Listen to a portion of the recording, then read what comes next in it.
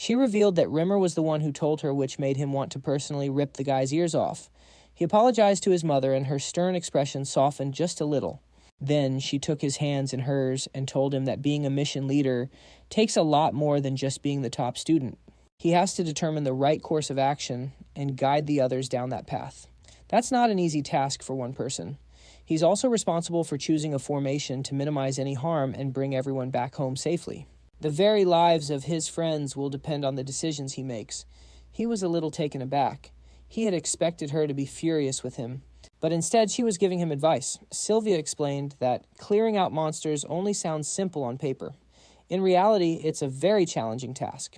They'll have to make sure every single one of the creatures is eliminated to guarantee the safety of the townspeople. She told him to remember that on this mission, he's no longer just a trainee. He's a full-fledged representative of Zgart. She wants him to show everyone that he is a swordsman who can truly defend the family's ideals. He admitted his confusion, saying he thought she was going to chew him out, and she exclaimed that, of course, she was angry. She was also hurt and had been worried sick about him. However, this wasn't the time for scolding. She hugged him, telling him with a smile to go and prepare for the mission. When he returned, that's when he would get his lecture. She was incredibly proud that he was flourishing after all his training, but she would never stop worrying about her son. He hugged her back, and then it was time to depart.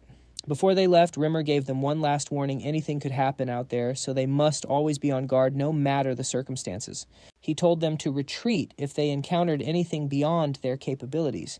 They all responded in unison that they understood loud and clear. After that, he wished them a safe journey. The trip normally takes about a month, but since a path had been cleared for them, they were expected to arrive in a couple of weeks. He wished them all the best, and Rayon, as the team leader, immediately started giving orders. He commanded everyone to split into 4 squads. They would be moving out using the formation they had discussed that morning. Watching Ron take charge, the elf smiled, confident that the team would do great under his leadership. The kid is talented, not only with a sword and in releasing his aura, but he also has a brilliant mind. He was sure Rayon would complete this mission with ease and return, and he's only 15. Every single time, his expectations just keep getting higher. He watched the students depart as another instructor came up and asked if it was time for them to start following. With this much distance between them, the students wouldn't notice if they left now. Rimmer replied that it was still too early. One of them had 2 particularly sharp senses. He let out a huge yawn and said he was going to take a nap, which made the other instructors nervous since it was about time for them to leave. Rimmer commented that they should try worrying that much about the orcs instead. Some time passed, deep in a forest surrounded by a massive pile of bones. There was a cave that served as a den for some nasty creatures. Their leader had just been informed about a village that a squad of students was heading toward, so they decided to head there too. Their leader gave the order to take out anyone who got in their way, and with that, they set off. More time passed. The squad was already in the forest near the village when they ran into something unexpected. Another squad had appeared in their path, led by none other than Glenn Zgart. He was a kid from the main branch of the family and the top student from the 6th training hall. The squad leaders were confused, wondering how they could have possibly run into each other. Rayon recalled hearing that Glenn had joined the 6th training hall late because of some injuries, but he looked perfectly fine now.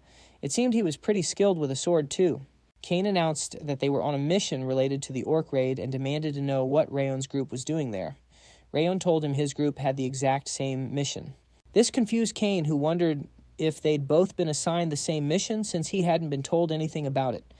Meanwhile, the night before they left, the instructors had all gathered at a local tavern. One of them mentioned to Rimmer that he'd heard his students did an outstanding job on their last mission.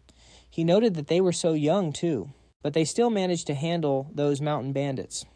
Rimmer smiled proudly and said that even though he was their instructor, he was still incredibly impressed by them. He figured since they were on such a hot streak, maybe he should just send them to handle the orc raid. He was confident they'd wrap it up in no time. He even thought the leader might actually thank him for it. But just then, Methan, the instructor from the 6th training hall, appeared behind him, insisting his own students would take on this mission. Methan argued that teamwork is crucial for monster raids, and Training Hall 5 just wasn't cut out for it. He called them a bunch of individualists, claiming Hall 6 was far better suited for the job.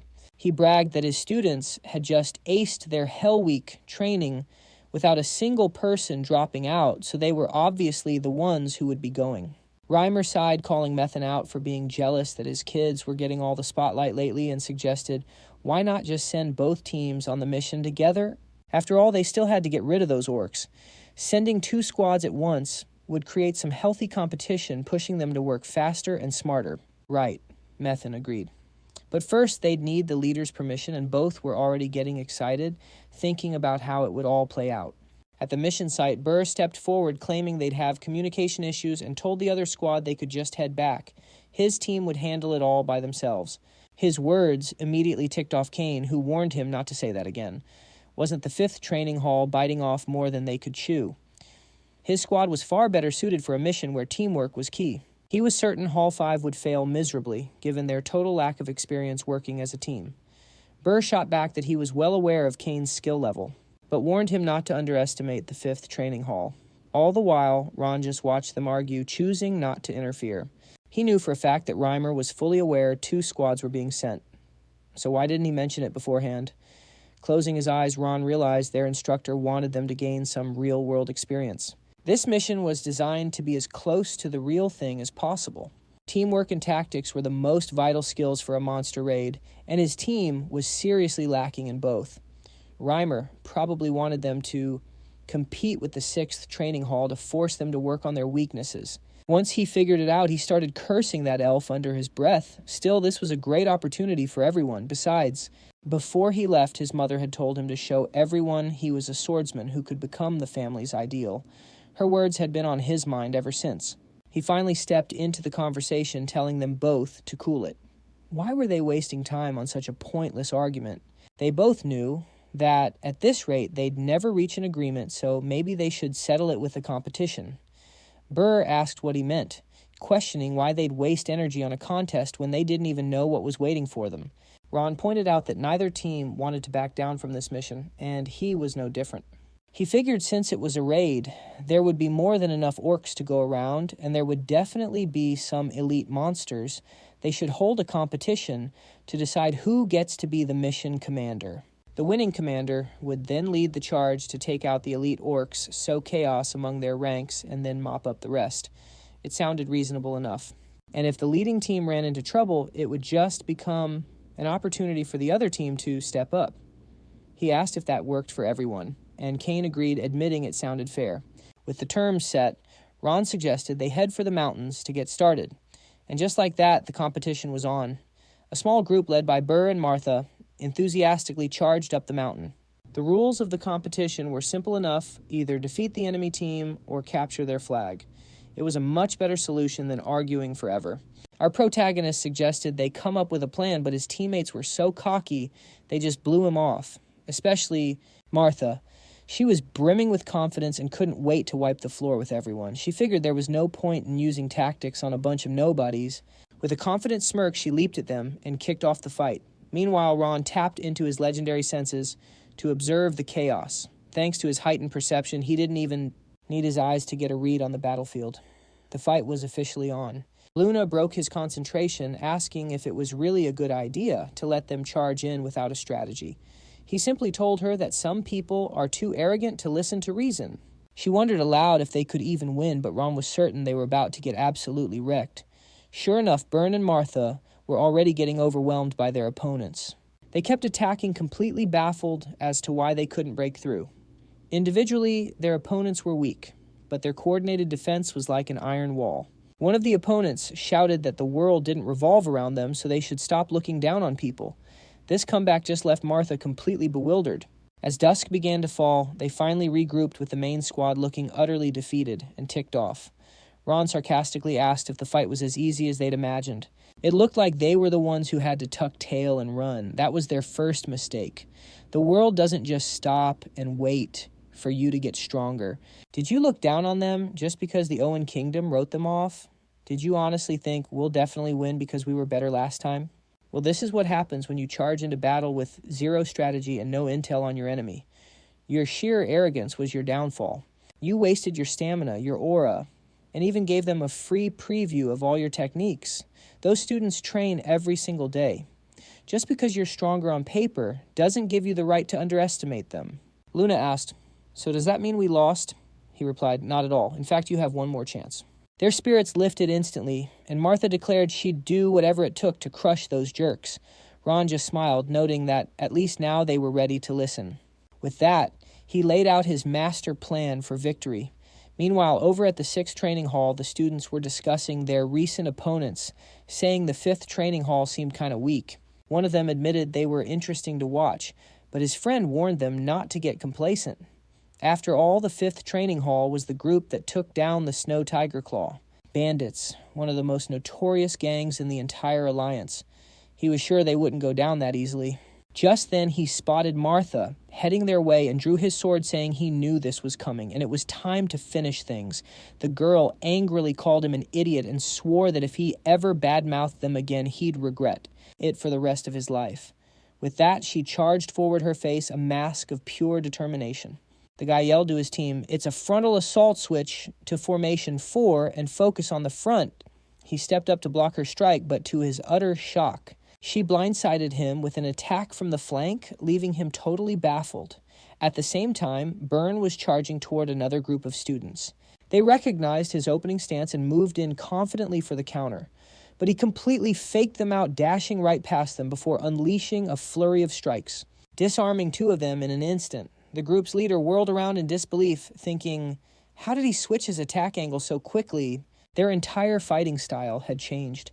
How could they be so different? Now, meanwhile, Martha was single-handedly overwhelming 3 opponents at once. A smile crept onto her face as she thought he was right. She recalled him explaining his plan, asking why they lost when they were all individually stronger. Byrne had guessed it was because of intel and strategy, and Ron had confirmed he was spot on. The 6th training hall knew every one of their abilities and skills, and they built their entire strategy around that knowledge. Ron's team, on the other hand, had gone in completely blind, assuming they could win on raw power alone. As a result, they got crushed in a fight they should have easily won.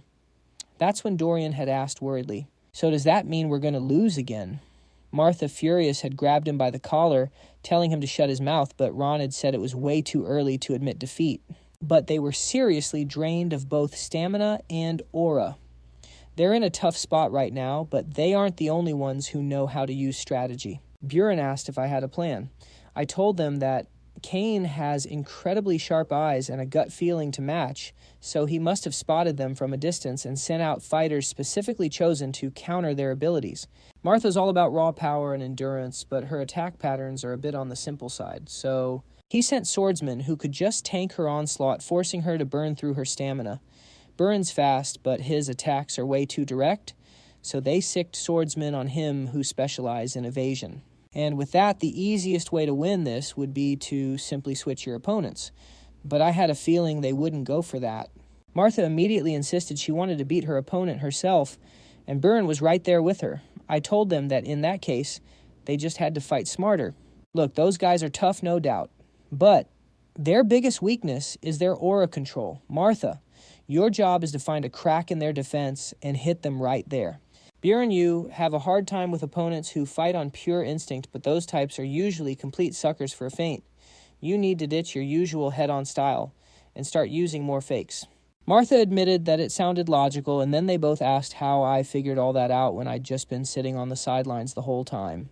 I explained that while Kane does have sharp eyes, probably a little better than the average students, my sense of smell is on a whole other level. I was currently watching the entire battle with my nose. Everyone was holding their own. Even Luna wasn't getting pushed back.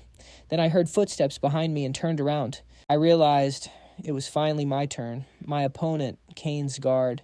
Since the situation had changed, it looked like I had no choice but to go after the flag myself. Kane said he'd been wondering why his team was suddenly on the losing end, and it turned out it was because I had ordered my people to change their tactics. The rumors about you being different weren't exaggerated after all, but I'm putting an end to this competition now. I heard you use a fire aura, but you're not special. He gripped his sword with both hands as a fire aura blazed to life, wrapping around his blade. I was genuinely surprised he's a fire user too. Kane smirked and said that unfortunately for me, his aura is the most powerful of any student here, even stronger than many of the graduates, so there's no way I could defeat him. Annoyed, I asked, "Is talking trash before a fight a family requirement or something?" Then I let my own aura flare to life and told him to bring it on. I was about to show him whose fire really burned hotter. The moment the words left my mouth, I shot forward. Kane looked shocked at my speed, remembering the rumors that I'd defeated not only Martha, but even Prince Owen. He leaped back, dodging my attack, and thought to himself, his aura can't possibly be as powerful as mine, but he's got some real strength. Still, I'm definitely the one on top here. My blade flashed in front of his face, and he barely blocked the strike, but to his shock, my flames erupted with even greater intensity, and a cut appeared on his cheek. He started to panic, thinking, how did he do that? Are my flames actually weaker? No, that can't be right. I began to push him back, launching a powerful downward strike. He managed to block it, but he was clearly struggling to hold my sword back. He screamed, putting all his strength into it, right before our clashing auras resulted in a huge explosion. The blast thundered across the entire area. In the end, Kane was the one who fell. I stood over him and asked, you were saying something about your fire being stronger. Compared to mine, you're just a little spark. Soon after, the rest of my squad came back. They were all shocked to see Kane on the ground near me, looking completely dazed, and asked what in the world he was doing here. I just told them that the quickest way to turn the tide in a losing fight is to go straight for the enemy commander. They were amazed that I'd planned for this all along. Buren spoke up, admitting I was right. Tricking his opponent was easy for him, but he couldn't have pulled it off without my instructions. If it weren't for my orders, they definitely would have lost to the 6th training hall. Martha, looking like she'd rather swallow rocks, admitted that I was right. If my advice hadn't worked, she would have expected my help. But the fact is, they won because of me. They all finally recognized me as the leader of the 5th training hall and were ready to follow my orders without question. I was honestly a bit surprised and thought to myself that it seemed like this whole ordeal had actually forced them to mature a little. It was definitely satisfying to hear that coming from the students of the 5th training hall. He told his squad they'd done a good job and that he was sure this fight had taught them a valuable lesson about the dangers of arrogance and overconfidence and what happens when you rush into battle without a plan. He warned them that if this had been a real fight instead of a competition, they would all be dead. He told them to never forget what they learned today. As he was debriefing his squad, Kane watched him, thinking to himself that Ron had completely shattered all his expectations. The guy had proven to be a master of both strategy and actual combat. He'd always thought the 5th training hall was just a bunch of arrogant upstarts, but now it seemed like he was the one who'd been acting that way all along. He walked right up to Ron and extended his hand, admitting that he'd learned his lesson. Ron had taught him to never let his guard down, not until the very end, and to always have a backup plan in case the first one falls apart. Kane confessed he'd been so sure they would win one way or another. After all, they had known about them the whole time, but not only did they get stomped in the group competition, he also lost to him in a one-on-one duel. He thought he was the stronger one, but it turned out he was just overconfident. It was a seriously important lesson for him, and he's actually grateful to our guy calling him a great teacher. Our MC cracked a smile, realizing he was on a completely different level than the rest of the main branch representatives. After that, he shook the guy's hand and said it was a good experience for him too. Kane then chimed in, saying that, just as they promised, they would support them on this mission. 2 weeks flew by after the competition. After trekking through a snowy forest, they arrived at a cliff where they could finally see their destination, a small village with zero value in terms of exclusive goods or tourism. It's just a spot where a few farmers settled down to live off their land. This mission isn't anything special. It's just another job clearing out monsters from a territory. However, he's got this nagging feeling that someone's been watching him this entire time. It's not like the feeling of having their mentors around. This observer has a sinister vibe, as if they're analyzing the best way to take them down. He looked around, figuring the smartest play was to be careful and mislead the enemy. He called out to Burr, telling him he needed to ask him for a favor to take on the role of commander for this next mission. The guy was completely stunned by his request, so Ryan explained that on the first mission, only he and Luna had fought the Snow Tiger Claw's bandits, so it would be better if they took the lead this time. Besides, wasn't he the one who declared on the first day of official training that he would definitely surpass him? Wasn't this the perfect chance he told him to show everyone what he'd learned all this time? Burr hesitantly agreed, adding that he'd prove he has changed. After that, he told the others that he would be leading this mission. They weren't against it at all and were ready to follow his instructions. Meanwhile, our MC approached Martha and told her he'd explain the reason later, so she shouldn't get worked up about it. She replied that she didn't need a separate explanation. After all, she promised she would follow his order, and that's exactly what she intended to do. She then went over to Buren and started talking with him about something, and Rayon asked Wrath, "You don't feel like someone's watching us?" Wrath's reply made it clear he had noticed it too. He smirked and noted that it was obvious since he had, after all, adopted his abilities. Our MC asked where they were and how many, but Wrath just chuckled, saying he wouldn't tell him where the lurker was. He said Ron could figure it out himself. From Wrath's choice of words, Ron figured out there was only one enemy, which left Wrath baffled as to how he knew.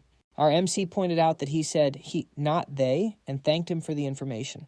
Realizing he had let it slip so easily, Wrath started cursing up a storm, but Ron wasn't paying him any mind, thinking that they couldn't be sure he was the only one. It was clear only one person was watching them, but there could easily be others hiding somewhere. He couldn't let his guard down. Because of this, he sighed heavily, realizing this mission wasn't going to be a walk in the park. After a while, the man who was spying on them returned to his commander and reported that they were the scions of Zgart. The commander asked one of the 6 emperors, even though they're not that tough altogether. The man replied that he thought they were just students. They didn't have a mentor with them, so it was most likely their second mission.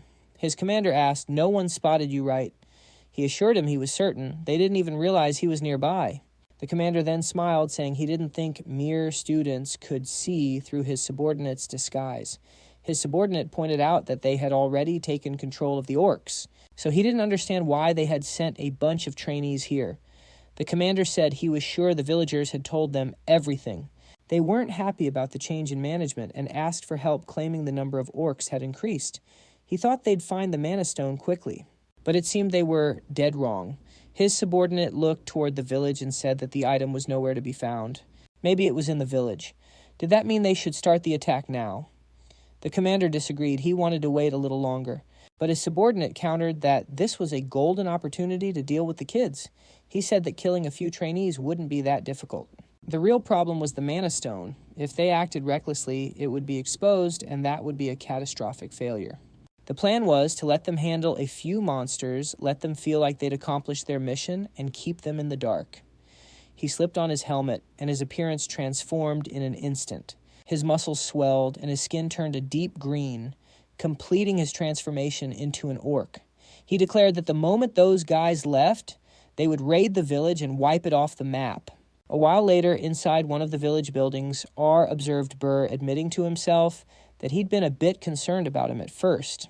But the guy was a much better leader than he'd given him credit for. He wasn't using his title to throw his weight around. The mission always came first. His first move was to calm the nerves of the village chief and the locals. R could see how hard he was trying, so he figured there was no reason to worry. He and the rest of the team could definitely handle these monsters without his intervention. He glanced out the window, his mind on the real issue, the person who had been tailing them on the outskirts of the village. He wasn't entirely sure, but he had a strong feeling the surveillance lifted the moment they entered the village. It might just be the Zgart house keeping tabs on them. Then again, it could be someone else entirely. It looked like they would get all their answers tomorrow. The next morning, Byrne discovered tracks in the snow and scanned the area. He announced that there were definitely monsters roaming nearby. The village chief had mentioned that monsters appear annually, but this year their numbers were 3 times higher than usual. The villagers couldn't possibly handle an invasion of this size by themselves. To be specific, their scouts had already spotted over 100. That meant the total force could be well over 200. However, Byrne felt the numbers were only part of the problem. It was obvious his team was unfamiliar with this forest, so the villagers were sending a guide to make sure they didn't get lost in the mountains. This guy was the fastest runner in the village and would be a huge asset as their guide for Mount Sabu. Kabir, the guide, looked a little tense, probably thinking he knew something was up when the chief visited him the previous night. Despite that, he'd been asked to guide the Zgart members. The protagonist noticed his unease and told him not to be afraid. They promised to do everything in their power to see him return home safe and sound. Byrne then shouted for everyone's attention, saying the most dangerous foes out there were the orcs. However, the goblins and kobolds could also cause a lot of trouble since they loved using poison and other dirty tricks. Even a minor wound could be fatal. so they all needed to stay on high alert. He then ordered the 6th Training Hall to cordon off the area and watch for any monsters attempting to escape. Kane confirmed the order, saying they would get it done. Byrne then led the main group forward, announcing that it was time to start the cleanup. He declared they would eliminate the monsters menacing these lands, then charged ahead with the others, yelling for them to show everyone the full might of the Zgart family. At the same time, Wrath called them a bunch of morons, muttering that he'd never seen anything so stupid. They were supposed to be setting up an ambush, and now they were just screaming, completely giving away their position. In the end, all their careful preparations were for nothing. The MC watched the scene with a calm expression, remarking that they were just shouting to burn off their nervous energy. It was natural for a first-time cleanup mission. He looked at the MC, thinking it was as if this wasn't his first mission at all.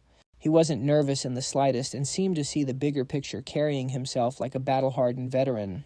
The Burn squad ran into some orcs on the trail and immediately engaged. A smiling Martha declared she was going to wipe them all out. With a calm expression, he drew his sword, saying they should take out the goblins and kobolds first, before focusing on the orcs. Suddenly, one of the squad members shouted that their line was broken and 2 massive orcs were charging through. Kumbar's face went pale with fear as he yelled, "The orcs are coming this way." He thought, "I knew it, I never should have come." Just then, Ron, looking completely unfazed, stepped between Kumbar and the monsters, landing a devastating blow on the first orc. Without a moment's hesitation, he dashed toward the second beast and struck it with another powerful slash of his sword. As he sheathed his blade, the monsters collapsed, grievously wounded. The stunned guide dropped to the ground, stammering, Are they already down?" Ron turned to face him. He called out his name. "Kumbar, you're not hurt, are you?" The guide, looking shaken, replied in a worried tone that he was fine. Ron then calmly said he had a question. "Are there any local legends about these mountains? Anything about a great treasure? Or a powerful monster?" Kumbar's eyes lit up as he recalled something. "Yes, there is one story," he said. "Legend has it that hundreds of years ago, a huge battle was fought right here between a goblin king from the west and an order of knights. I've heard the goblin king's ring is still hidden somewhere in this area." That piqued the protagonist's interest. He thought to himself, so that's what this is all about. That feeling of being watched. It had to be Eden. They're a cult that worships one of the 5 demon kings, a group notorious for their insanity. Eden's ultimate goal is to bring back the age when monsters ruled the world, a time when humans were forced to worship them. But if it were that simple, they would have been wiped out ages ago. Their real power lies in their ability to tame and control monsters.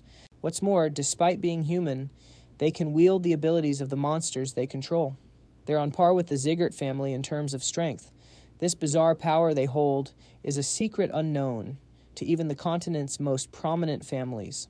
But he knows their secret, all thanks to Daryus, on a mission for him once they ran right into Eden's followers.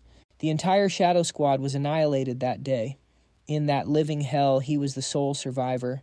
He didn't think much of it back then, but looking back, something was definitely off. Daryus already knew that Eden used mana stones, but how could he, one of the 6 emperors, have known that? And if he knew why, didn't he expose them to the world?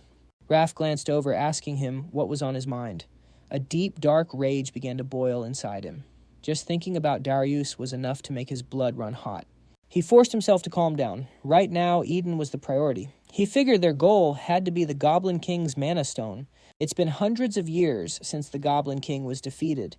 He was certain its Mana Stone, which must hold immense power, was hidden somewhere around here. They're probably just using us to confirm the mission's completion. The moment we leave, they'll swoop in and continue their search for the stone. Meanwhile, Byrne charged at the lead monster, sword raised, yelling, "That one's the boss, I'll finish him in one clean strike." But suddenly, a blur of motion exploded in front of him, kicking up a cloud of snow. Martha had already taken down the monster he was targeting. With a grin, she said, "Sorry, this one was mine." Byrne clicked his tongue in annoyance. "Hey, that was a total kill steal," he grumbled. He then turned to the others and shouted, "The leader's down. Let's clean up the rest of them." The protagonist turned to Kumbar, who was standing nearby. "About that story of the Goblin King. Has anyone ever found any treasure or gems in these mountains since that battle?" Kumbar paused to think. "Well, when I was a kid, our village chief went up into the mountains and returned with a brilliant red gem he found at the summit." This immediately grabbed the protagonist's attention. "Where is that gem now?" he asked. Kumbar lowered his voice. Most people don't know this, but it was buried beneath the chief's house. Ever since then, our village has been strangely warmer. The protagonist was shocked by this revelation. This is even worse than I thought, he realized. If Eden couldn't find the Mana Stone in the mountains, their next target must be the village itself.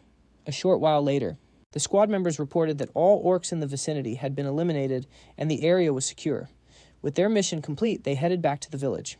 The village chief gripped Byrne's hand tightly, expressing his gratitude for their work. He said the Zgart family were truly the experienced warriors the stories claimed they were. He was incredibly thankful for their help. Byrne replied with a calm demeanor that they were just glad they could be of service. Rollins stood off to the side, observing the whole thing. He was snapped out of his thoughts when Martha asked if everything had gone according to plan. She added that, from the look on his face, she wouldn't have guessed so. He turned to see her sitting casually on a tree branch, eating an apple. He told her he didn't know yet, but he would let her know when the time was right. She hopped down from the branch and said he didn't need to worry. No matter what, she would follow his orders until the mission was officially over. Luna then walked up to him as well, calling his name and asking what he was doing over here. He looked troubled, and she couldn't see any joy from the victory on his face. He simply told her that everything was fine. They had to get moving because the village chief had promised them a feast, and he figured Eden wouldn't make a move until they were gone. All the important stuff was set to happen the next day. On the outskirts of Cebu village, Byrne walked with the team, smiling to himself about how well everything had gone. They had wiped out all the monsters in the mountains of Cebu and had only walked away with a few minor scratches, even though it was their very first mission. They did an awesome job. He figured that must be why the leadership role was handed over to him. There hadn't been a single flaw in his command. He still didn't get why he was given that kind of authority in the first place, but he hoped he'd proven that his leadership was just as good. With a small smile, he announced it was time for them to head out. They hadn't gone far before the protagonist suddenly told everyone to halt. They all turned to him, asking what was wrong. "Why are we stopping? It's too early for a break."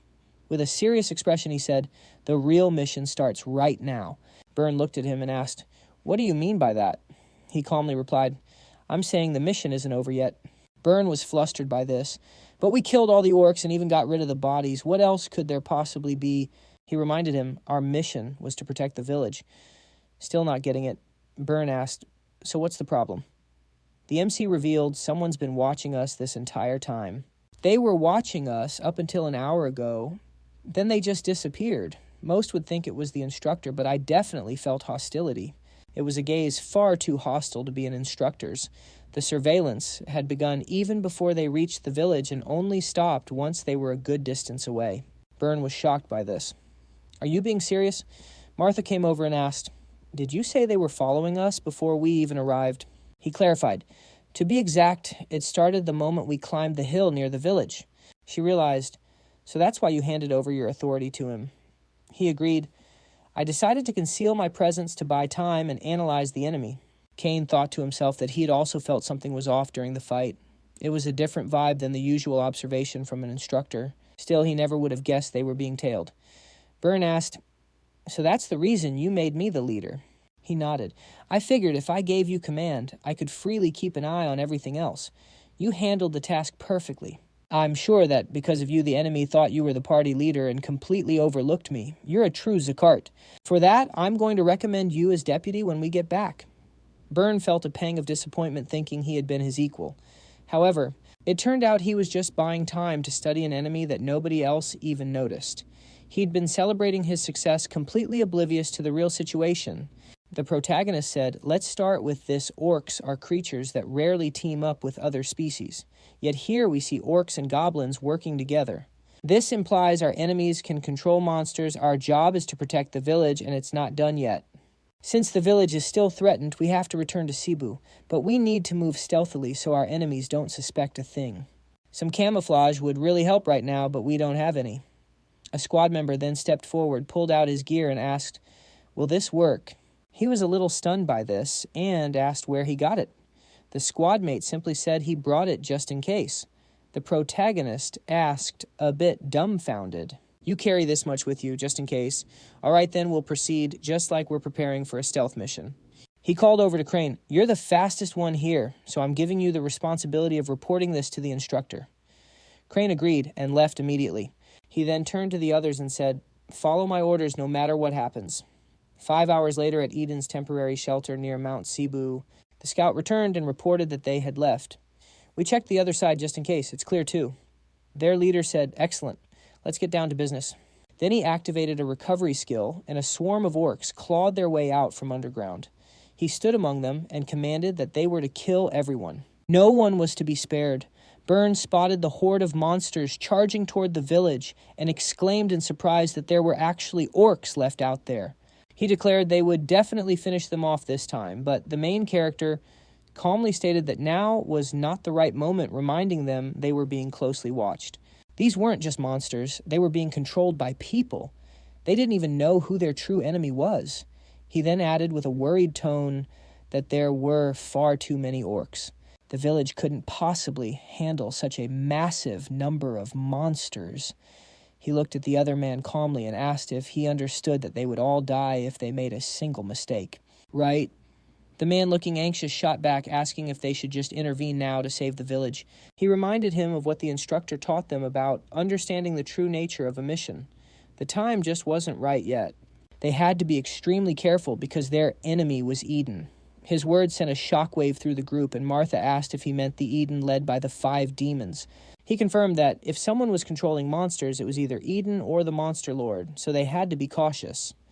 Burr, looking a bit worried, said that he knew how strong Eden was, and that he was right to be careful. However, if they didn't act now, half the village would be wiped out.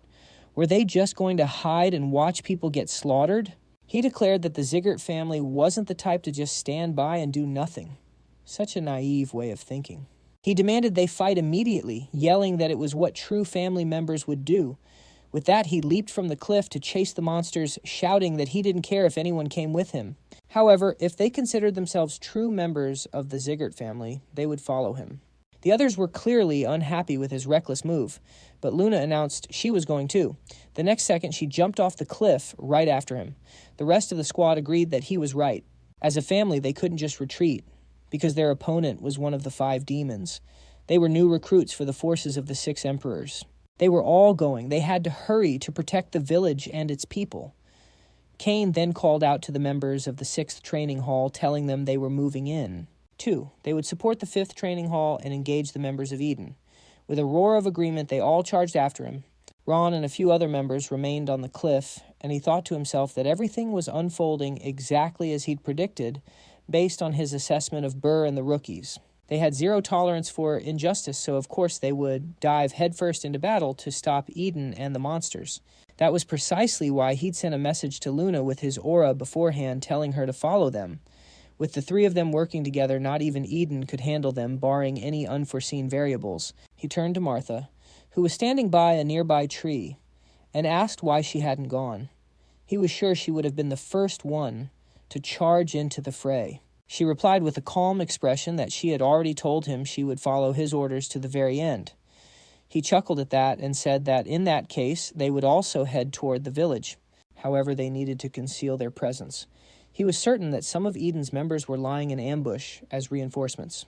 He could clearly feel a powerful bloodlust emanating from the mountains, not from the village. The 5th and 6th training halls could easily handle all the monsters, but if they came face to face with the leader, it would get dangerous. Of course, that only applies to a direct fight. For an assassin, however, the rules of engagement are a little different. The party members who had charged ahead were already starting to fight the monsters, and Byrne yelled for them to avoid the orcs' direct attacks, focus on dodging, and then counter. He ordered anyone having trouble alone to team up, reminding them that if they failed to stop them here, the entire village would be in danger. As he fought beside them, he realized these orcs were a lot stronger than the ones from yesterday. Still, if this was all they were up against, defending the village would be no problem. The real issue was that as long as Eden was involved, the attacks would be relentless. With a worried look, he muttered that he'd been right all along. He warned everyone to stay vigilant and watch out for a surprise attack from the forest. The squad members spun around, spotted figures in the trees, and shouted that it was Eden's Green Phantom Squad. Burns saw them too, thinking that based on the goblin masks and headdresses, it was definitely them. He knew they were in the area, but he never imagined there would be this many. His gut told him there were well over 40 of them. They were going to need a smart strategy to fight an enemy with such numbers. He shouted to Cain, putting him in command of the troops. Their one job was to keep the enemy out of the village. He then ordered Luna to use her icy wind to freeze the feet of the orcs and green phantoms, saying he would handle the rest. She gave her sword a confident flourish, her expression calm as she confirmed she understood. She swung her blade, unleashing magical energy that erupted into frost spikes from her aura. An orc braced itself against the blast and glared back at them. Burns swung his own sword, activating the continuous flow technique. He shot forward at blinding speed and cut down 2 monsters with his autumn wind sword style. An enemy perched in a tree whipped out a blowgun and fired a dart right at him. He sensed it just in time and managed to evade the attack. The other party members also saw the poison darts, and someone yelled for everyone to either block them with their aura or dodge. Just then, they spotted a small pouch hitting the ground and bursting open with poison gas. Burns stared in shock, realizing this poison was way more powerful than anything the monsters typically used. He screamed for everyone to cover their noses quickly. But his party members were already inhaling the fumes, collapsing to their knees and gasping that they couldn't even lift their swords, let alone use their aura. He grimaced, thinking that it wasn't just them having a problem. He could feel the effects himself. His body was refusing to obey him. He saw that Luna had also gone pale, yet the orcs and green phantoms were completely unaffected. At this rate, they were all going to be annihilated. Suddenly he felt a powerful and destructive energy. He looked over and saw Martha, who along with 3 other squad members was charging the monsters, screaming that since the idiot idealists failed, it was their turn to take on these Eden freaks. She declared they wouldn't let a single one of them escape. They immediately started clashing with the monsters, much to the relief of the poison fighters, who said that if they'd been any later, the poison would have killed them all. Someone urged the others to get up and help. A small smile touched Burns' lips. For some reason, he didn't see Ron with them, but Martha's arrival had completely turned the tables. They could definitely win this if they just pushed a little harder. Seeing the shift in battle, several members of the Eden squad turned to flee, yelling about how these newbies could possibly be so strong. They shouted that they had to get out of there or they were dead meat. They stopped dead in their tracks, however, when their leader appeared and furiously asked, "Are you actually trying to desert the battlefield?" The squad members stared up at a massive creature blocking their path, and Byrne instantly knew this being was on a whole other level than the Green Phantoms. It wore a victor's headdress and could speak the human language. This was one of Eden's battle Green Phantoms. Byrne said aloud that even if it wasn't a high-ranking one, what was a commander from Eden doing out here? The creature spoke, saying, "News of your return reached me. Why would you come back when you knew an ambush was waiting?" She's pretty good for a newbie. He continued, his eyes on the black-haired girl. Judging by her strength, she's probably already figured out that if she wants to save her own life, she'd better run from here as fast as she can. Most of you will die today, and it's all because you don't know your place. He then launched his attack, overwhelming all of them with incredible speed, and they couldn't even leave a scratch on him. The others stared in utter disbelief, asking, "Did he just take out 3 of them with a single blow? Where's Sir Kane? He's at the barricade fighting the orcs. Then where did Ron go? There's no way he'd come help us after seeing a monster like this." The Eden leader glanced down at Martha and asked if she could still get up. As far as he could tell, she was the most resilient one out of all these idiots. Of course, she was the only one who could sense their presence. She would just be another little sprout for him to crush like all the other insects without any skill, will, or discipline. Their luck had just run out. He swung his weapon and roared that they would all die today. Just then the protagonist shot in from behind with incredible speed, swinging his own blade and declaring that wasn't going to happen. As he prepared to strike, his sword ignited with his aura, and he proclaimed that this was his enemy's fate. Unleashing the cyclotorsion skill, the Thousand Fire Technique's first flame, he sliced clean through the monster's arm, sending it crashing to the ground. But the creature just laughed, admitting it was a solid ambush, almost as if he never expected him to actually dodge the attack. With a hint of frustration, he muttered that the freak only lost an arm, which is why he'd aimed for a quick one-shot kill from behind. The monster sneered that for a surprise attack, slicing off his arm was impressive, calling him a promising young talent from the Zgart family. but that was probably the extent of his power. Judging by his condition, it was obvious that one attack had drained nearly all his stamina. His hands were even trembling. The monster figured he'd bet everything on that one sneak attack to finish him off, and now he could barely even move right. "Aren't you supposed to be the one in charge here?" The monster cackled. "Did you seriously think the top brass would go all out in some backwater village by? Oh, I bet." He stood his ground and calmly replied that their particular brand of crazy was just hard to grasp.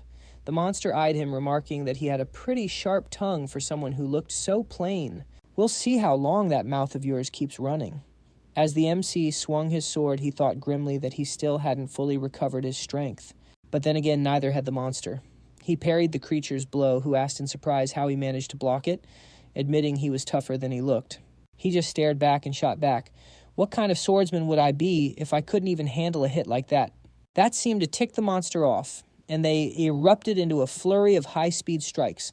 Watching from the sidelines, a stunned Burns wondered what in the world was happening. That green battle phantom took them all down with just a couple of swings, yet here he was, fighting him on even ground, and using the same continuous flow technique. He thought he was finally starting to catch up, but the guy's real skill level was already way beyond what any rookie could possibly comprehend. Martha watched as well, realizing this was his true power. Everything he'd shown them before was just the tip of the iceberg. Still, she thought it might not be enough. Even though they looked evenly matched, Ron hadn't had time to recover the power and aura he'd spent on that initial ambush. Could he really defeat that green battle phantom with what little strength he had left? Luna spoke up, insisting that they had to help him. Martha glanced at her, asking if she couldn't see that she was barely holding on herself. Luna was weaker than the rest of them, yet she was determined to jump in. If she made a single mistake in that fight, she'd be killed instantly.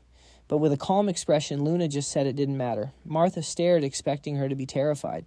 But instead, she was even more composed than usual. Had following him really changed her that much? Getting to his feet, Byrne declared he was ashamed for ever hesitating. "She's right, we have to help him." Martha then turned to Byrne and asked, "So the one who started all this madness finally decides to speak up? Do you honestly think a couple of rookies jumping in will change anything?" Byrne calmly replied that he couldn't just stand by and abandon a teammate. "We are swordsmen of the Zgart family." Martha considered it, then agreed, adding that they had to take full responsibility if things went south. They needed to get into formation and join the fight. With a grim expression, the commander noted how shocking it was that some pathetic rookie could hold out against him for so long. The kid had so much talent, he'd even consider recruiting him for Eden.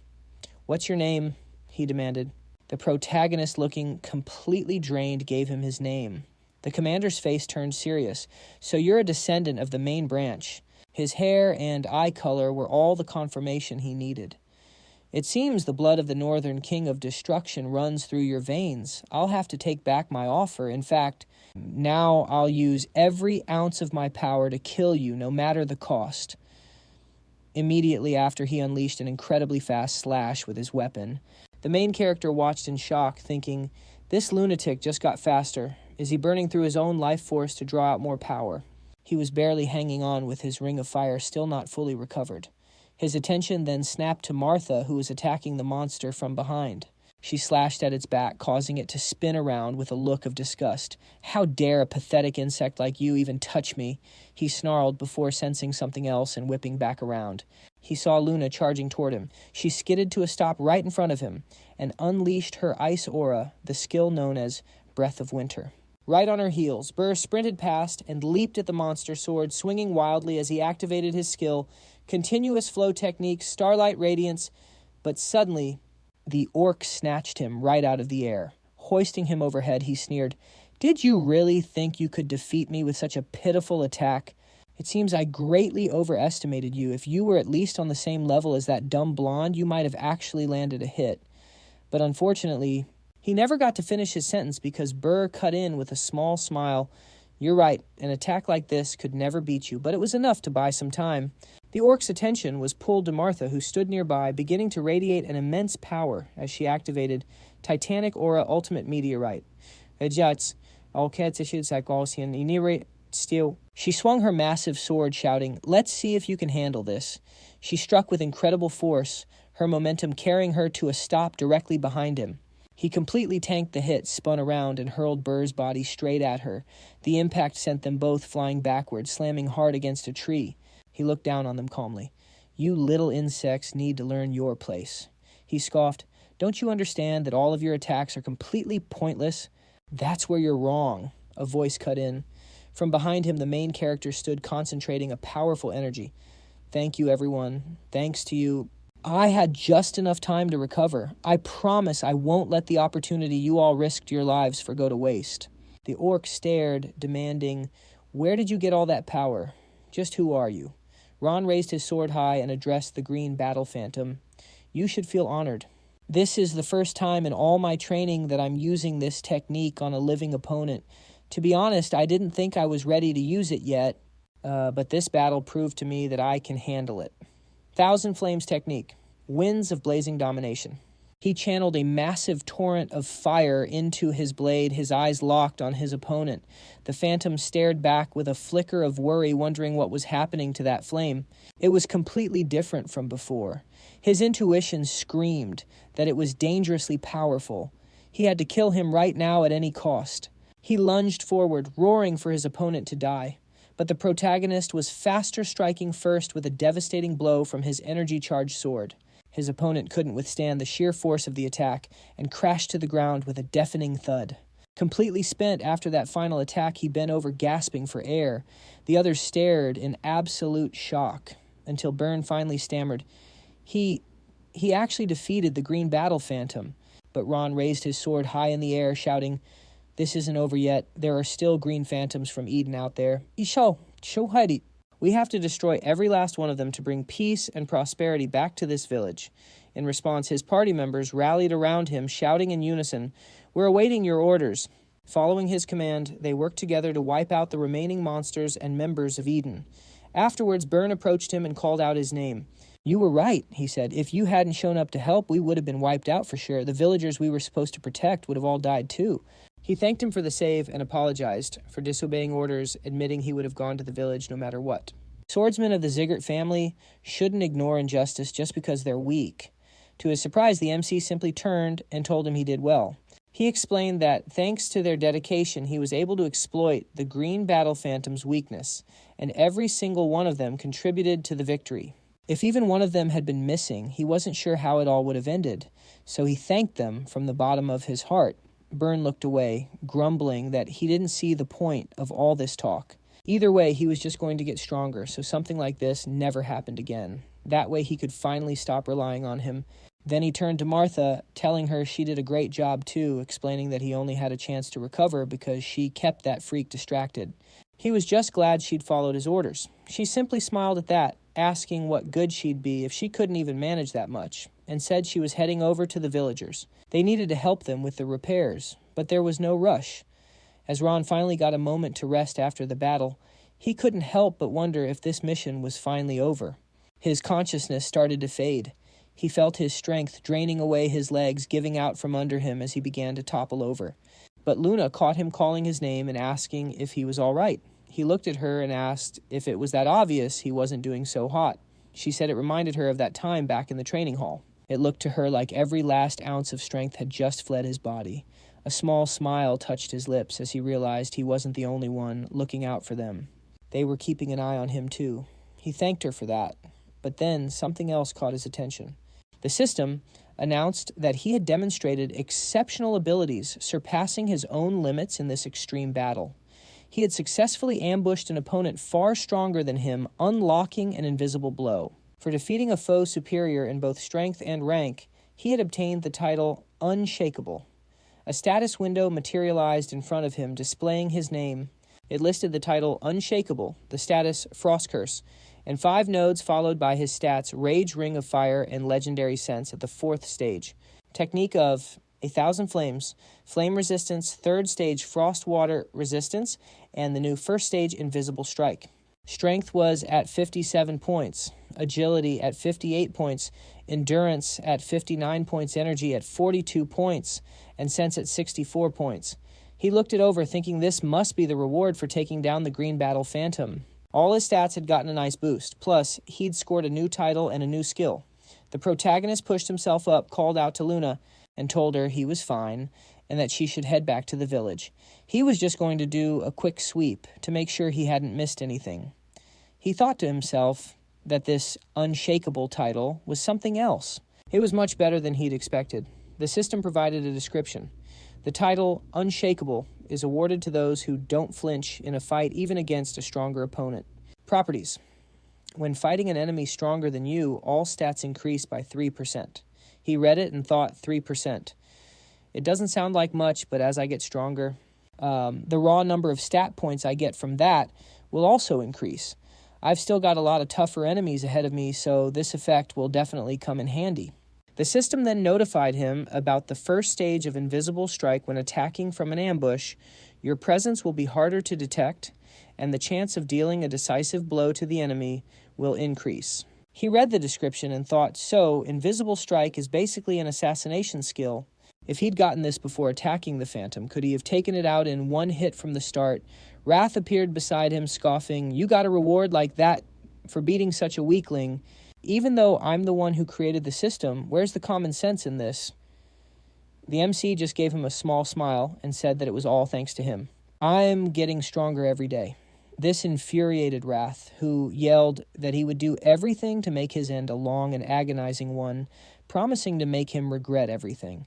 He vowed to make every cell in his body scream for an end. The MC paid him no mind, simply walking on and saying, "Feel free to try if you think you can."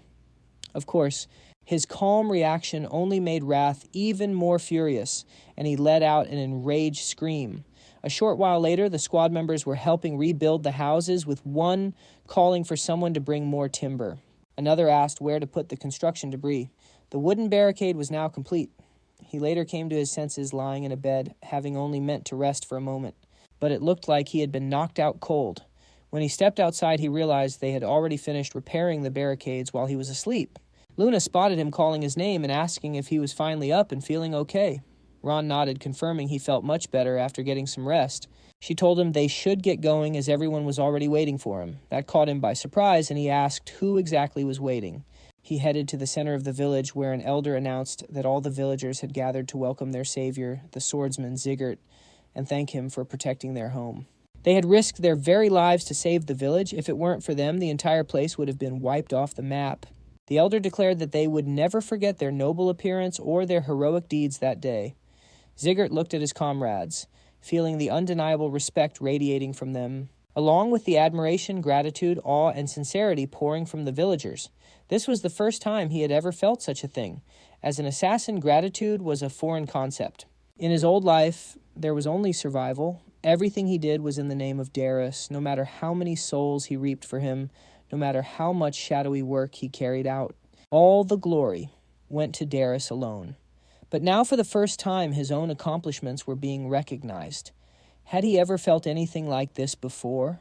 He felt a hunger growing inside him, a desire for even more recognition, a craving to be the focus of more admiring gazes.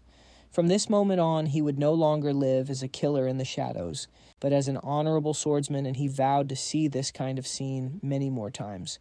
This would be his new life now and forever. Sometime after that, our protagonist asked the village chief if he had a moment, as he had a question for him. The chief turned and assured him that for their savior, he had all the time in the world. They stepped away from the village, and the chief asked what was on his mind. Zgart, with a calm expression, asked if he knew who had ordered the orcs to attack their village. The chief nodded, saying the blue-haired swordsman had told him it was one of the 5 demons of Eden. However, he had no clue why they would be targeted, considering it was just a small, ordinary village. Zgart calmly explained that during the battle, Kibar mentioned that they were looking for a red gem found on Mount Cebu. The village chief confirmed this, admitting that he himself had found it on the mountain as a young man and brought it to the village. Realizing the implication, the chief loudly exclaimed that it couldn't be possible. Zgart stated calmly that Eden had come specifically for that gem. With a worried expression, the chief asked if he really thought all this devastation was because of a single gem, as his village had been brought to the brink of ruin. Zgart explained that they had managed to fend off the attack this time, but Eden would continue to assault the village as long as the gem remained there. The village chief was in disbelief, recounting how after they buried the stone, the harvest grew richer and the village became warmer. To them, it was like a guardian deity. He never imagined it was actually a mana stone that Eden was hunting. He asked what they should do, dig it up, and throw it away. Zgart refused, saying he would take the stone. The chief was taken aback, asking if he, their savior, would truly take on such a burden. Zgart explained that Eden believes the treasure has the power to revive the dead. He reasoned that if they just threw the stone away, Eden's forces would eventually find it, so it was safer for him to take it. The chief replied with a worried voice that even so, if he did that, they would start coming for him instead. He couldn't put their savior in that kind of danger. Zgart calmly reassured him that it would be fine. After all, he said this was the Zgart family way. The village chief nodded, remarking that it seemed he was once again in the Zgart family's debt, a favor he could never repay. This confused Zgart a little, and he asked what the chief meant. The chief explained that many years ago, when he was just a bit older than Zgart was now, Glenn Zgart, the head of the family, had also saved their village. He remembered it all clearly. Just like Zgart, Glenn had saved them from a monster invasion. He described Glenn as an incredibly kind and smiling man. Rowan was a little shocked by this, thinking to himself, kind and smiling. Could they really be talking about the same person? The village chief then turned, saying they'd talked enough, and told Rowan to follow him so he could take him to the precious stone. They arrived at the location, and the chief pointed to the ground, saying this was where it was buried. He confessed he had only brought the stone to the village, hoping to make their lives better. But on the contrary, it had almost destroyed them. He looked at the item in question and asked, "What exactly is this cloth?" The man replied that it was a cloth passed down through his family. He explained he'd wrapped the stone in it to hide the light it was emitting. The protagonist looked at the stone with a grave expression, realizing this must be the Goblin King's mana stone. If this fell into Eden's clutches, a monster wielding the Goblin King's powers could be brought into the world. He said that they absolutely had to keep this stone wrapped in the cloth. He couldn't even finish his sentence before someone nearby spoke up, saying, "So I finally understand." A man now stood beside them, a pensive look on his face, saying that since this cloth was hiding the mana stone's energy, he could never find it, no matter how much he combed through these mountains. "We would have wiped this village off the face of the earth a long time ago if it weren't for this." The protagonist turned to face him with a grim look and demanded, "Who are you?" He was baffled as to how the man had gotten so close without him noticing. With a menacing grin, the man pulled out a helmet shaped like an orc's head and snarled, "What's on his mind?" He stared at the helmet, thinking, "So you're the mad blood demon." The demon, slightly surprised, asked, "You recognize this helmet, You're pretty sharp for a common recruit. I can't even get a proper read on your strength. So you're the one who took down the battle phantom." Rand's expression turned grim as he asked, "So you're the commander I heard you weren't supposed to come here personally?" The demon slipped on his helmet, his voice muffled. "This became my mission the moment you killed my subordinate. You only have yourself to blame for forcing my hand." Rand felt an immense pressure, realizing he was trembling just from the demon's presence. It wasn't just him. Even if all the recruits faced this guy together, they'd be wiped out. Wrath materialized beside him. "Rand," he said bluntly, "let's be honest, you can't win this. You have two options. First, you die putting up a pointless fight. Second, you give me control of your body. Those are your only choices." Meanwhile, the rest of the squad was busy fortifying the village. Byrne, with a stoic look, asked Martha why she was there. With a smirk, she replied that she'd heard he was on barricade duty. "So I came to watch. You're actually pretty good at this. Don't you think woodworking suits you better than swordsmanship?" Looking annoyed, Byrne shot back, "If you're done gawking, you can get lost." She retorted, "You should respect your elders. If you want me to leave, you should ask nicely. There's only one person who can give me orders." She then glanced over Spotted Luna and asked, "What are you doing here?" Luna held up a basket. "I was just picking some fruit." Martha questioned why, since the villagers had already fed them. "Therefore ran," Luna explained. "They looked so juicy. I just had to get some for him." Martha sighed. "My such devotion, just like a doting wife." Luna ignored the comment and said she should be going. Suddenly, a massive shockwave and a deafening boom erupted nearby. Luna's head whipped around, realizing that was the exact direction Rand had gone with the Elder. She immediately took off at a full sprint, shouting, "That's where he went with the Elder. Everyone assemble, Aitson, grab your weapons, and get Kane and his squad." As they sprinted toward the chaos, Martha yelled, "That's the Elder's house. What in the world happened?" Byrne shouted Rand's name, "Ran." If you're alive, answer me." Just then Rand shot past them, carrying the village elder on his shoulder. They were all stunned, screaming his name in shock. He tossed the elder toward Byrne, yelling, "Catch!" As he stumbled to his feet, he roared, "Get out of here now! Take the village chief somewhere safe. All of you run," before they could even respond. A powerful tremor shook the ground. An oppressive aura washed over them, making it hard to breathe.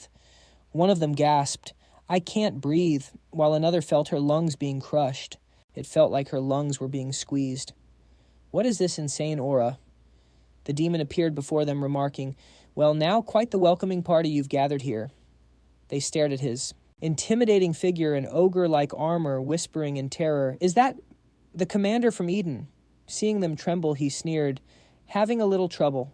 Breathing in my presence are you pathetic, and you call yourselves Zarts." Rand's face was grim as he shouted, "Are you all trying to get yourselves killed? Here. They need to snap out of it and get away from here. He'll slaughter them if they stick around. They have to focus their aura just to resist his pressure and get out of here. I have to get as many villagers out with me as I can." Burr agreed, started running, and yelled that he'd come back for him. He shouted the girls' names, telling them to fall back and wait for an opening. They shouldn't even dream of fighting him. Right now, they just need to watch the situation. Instructor Rimmer always said, "You have to break your limits, and this is one of those times. Now is the perfect time to push past the boundaries of my body and mind." The demon let out a smiling laugh and said that he liked his attitude. However, did he honestly believe that just going beyond his limits would be enough? The protagonist stared him down, sword in hand, thinking that the young recruits and the villagers of Cebu are right behind him. If he runs, it's game over for all of them. He had to take his head, no matter the cost. He had to do it, but he couldn't see a single way to pull it off. It felt like standing on a cliff, looking into a bottomless abyss, even in his previous life. This was an incredibly tall order. The demon stood there calmly and asked why he was just staring. He thought he was going to attack, considering all that big talk. But he was just frozen in place. He began to charge, asking, "But what difference does it make?" He shot towards him at high speed and threw a punch, yelling that he'd just attack first then. He watched, completely surprised, and thought that the demon had gotten faster. He reacted, unleashing the technique of 1,000 flames, 10 vortexes of flame heavenly tornado. The demon continued his assault, shouting that, now that was a worthy blow. He'd give him that. The MC thought with a shocked look, did he just punch through the 1,000 fire technique and keep coming? He blocked the strike with his sword, thinking he needed to counter. Immediately after, he leaped aside, realizing that he barely managed to deflect that attack. He'd be dead for sure if he couldn't read his moves with the ring of fire. He had to escape, but it was too soon. He had to create at least one opportunity for those anxiously watching the fight. With that, their odds of survival would go up by 10%, or maybe just a single percent. He charged into attack, but the monster just laughed and told him to go ahead and try. He jumped high into the air, yelling that flames that get snuffed out in one shot were just too boring. He swung his fist as he flew toward him, shouting that he needed to show him something more. He looked on with a worried expression and barely managed to dodge. The demon landed after his attack, got back to his feet, and said that these flames were on a completely different level from a normal aura. The green battle phantom was a moron for sure, but he still thought it was strange that he lost to them. Now it all made sense. However, that wasn't going to change anything for him. After all, fire was useless against him. But did he know why Ron looked at him with a tired expression and said that, of course he knew, it was all because of the helmet he was wearing. That's where an ogre's true strength is. The kings of the forest, the ogres can't be harmed even by raging forest fires as long as they're fiercely protecting their territory. These monsters don't even react to volleys of fire arrows, piercing them during battles with humans. The Mad Blood Demon can use that very same feature of the ogres. The demon calmly stared at him and said that he understood perfectly then that no matter how much he used it, it would be utterly useless against him. A real shame. He replied that since fire doesn't work, he'll just use something else. He looked at him with a grave expression as an icy aura began to swirl around him. The demon was a bit surprised by this and asked about it. He was already shocked by his fire attribute aura, even if it was useless against him to be able to use multiple different attributes and swordsmanship at his age. Just who in the hell was he? He met his gaze with a stern look and asked why he needed to know. He was going to die soon anyway. He laughed at that, saying it was quite arrogant. He'll see how long his confidence holds up. At that very moment, Burr and the rest of the party were returning from the village to where the battle was raging. He was completely floored watching the protagonist go toe-to-toe with the demon. As he watched, he realized that wasn't the fire aura he usually uses, but an ice one. Hold on, can he use multiple types of aura? That color and his swordsmanship? When in the world did he become a swordmaster on this continent? Knights are generally split into two categories based on their power level. Anyone who wields a weapon gets classified by their skill with aura. Those just getting the hang of aura are called beginners. Once they've mastered it enough to channel it from their bodies into their weapons, they're called aura masters. On top of that, there are those who have perfected their aura and can freely release it into the space around them. The ones who can wield that energy as if it were a sword itself are considered recognized aura experts. According to that system, he's somehow reached the expert level capable of wielding his aura perfectly. In theory, that's impossible. Yet here he is holding his own against the Mad Blood Demon, a known expert. He was facing a ridiculously powerful enemy, and yet the monster hadn't even managed to land a significant hit on him. He noticed the MC looking his way and knew exactly what it meant. He was about to create an opening for them to strike. They'd trained together for so long they could read each other's minds with just a glance. He looked over at the girls next to him. They got the message and both nodded in agreement. He thought to himself that as members of the Zgart family, it was their duty to protect the village, with him by their side. They could pull off anything. Rayon charged the monster, then yelled back at his allies that now was their chance to attack.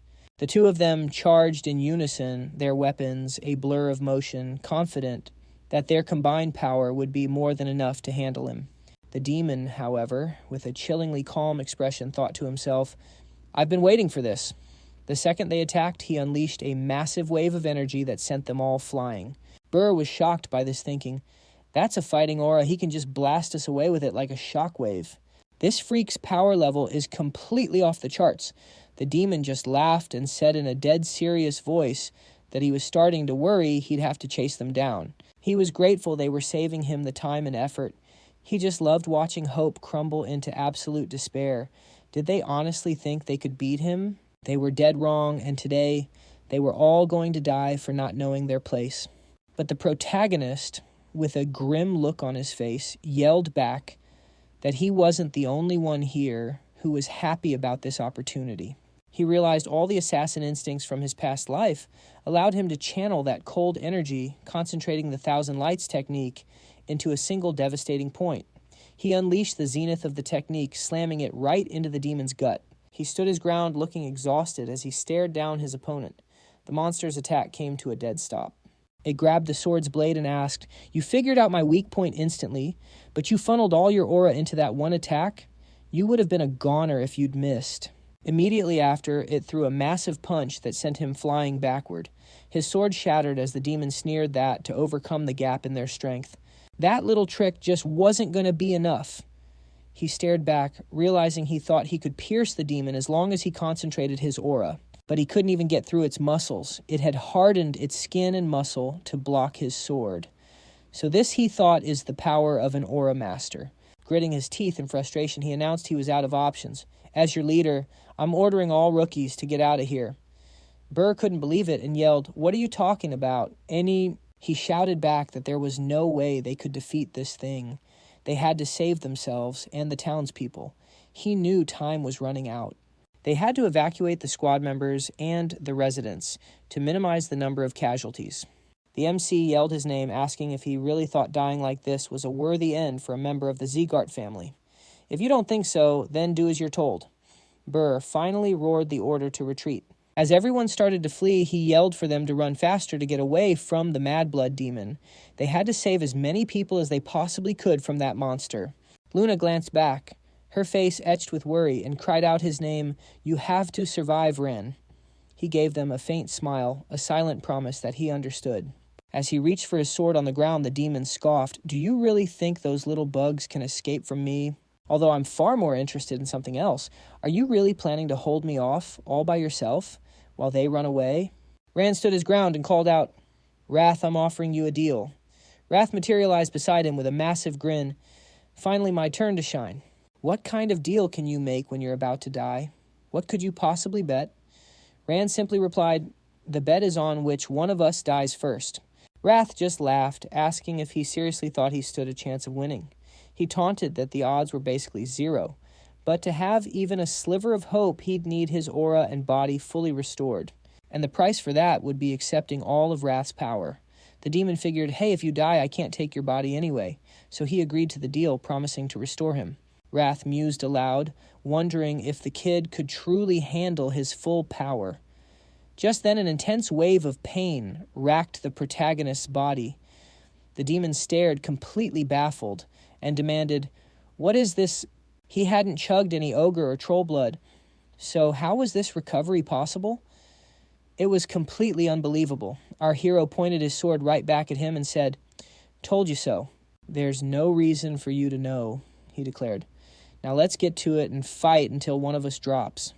Meanwhile, back in the village, Byrne was rallying the others, telling them to stick together just as they were ordered. Their job was to help the injured and anyone who couldn't move on their own. He knew everyone was exhausted, but he stressed that they had to move fast. Time was running out. They needed to reach a safe zone and fast. The other squad members, their faces etched with worry, started asking what was happening and if they were really going to be all right. Byrne knew deep down that the worst was yet to come. Martha, her expression grim, cut in, reminding them that Ron was out there fighting that monster for every single one of them. He's still fighting, even with a busted arm and cracked ribs, she yelled. He's still fighting, even with a busted arm and cracked ribs, she yelled, her voice dripping with frustration. "Do you guys really have the nerve to complain when you haven't even lifted a finger? So what's the plan? Are we all just going to lie down in our coffins and pull the lids shut?" Byrne clenched his fist, admitting, "She's right. We can't give up hope," he declared. "We have to hurry. Crane is already leading reinforcements our way. Help will be here soon."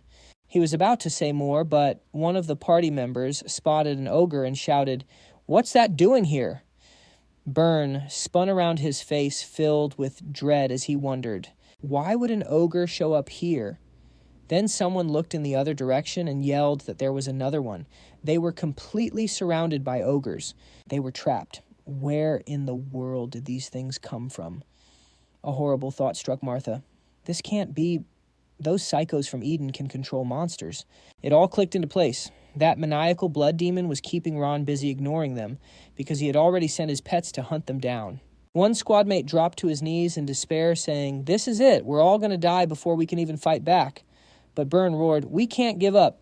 Our friend is out there fighting for his life. If we just roll over and die here for nothing, how are we ever going to face him in the afterlife?"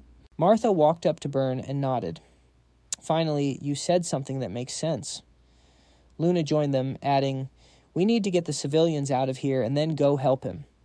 He knew she was right. They had to hold the line.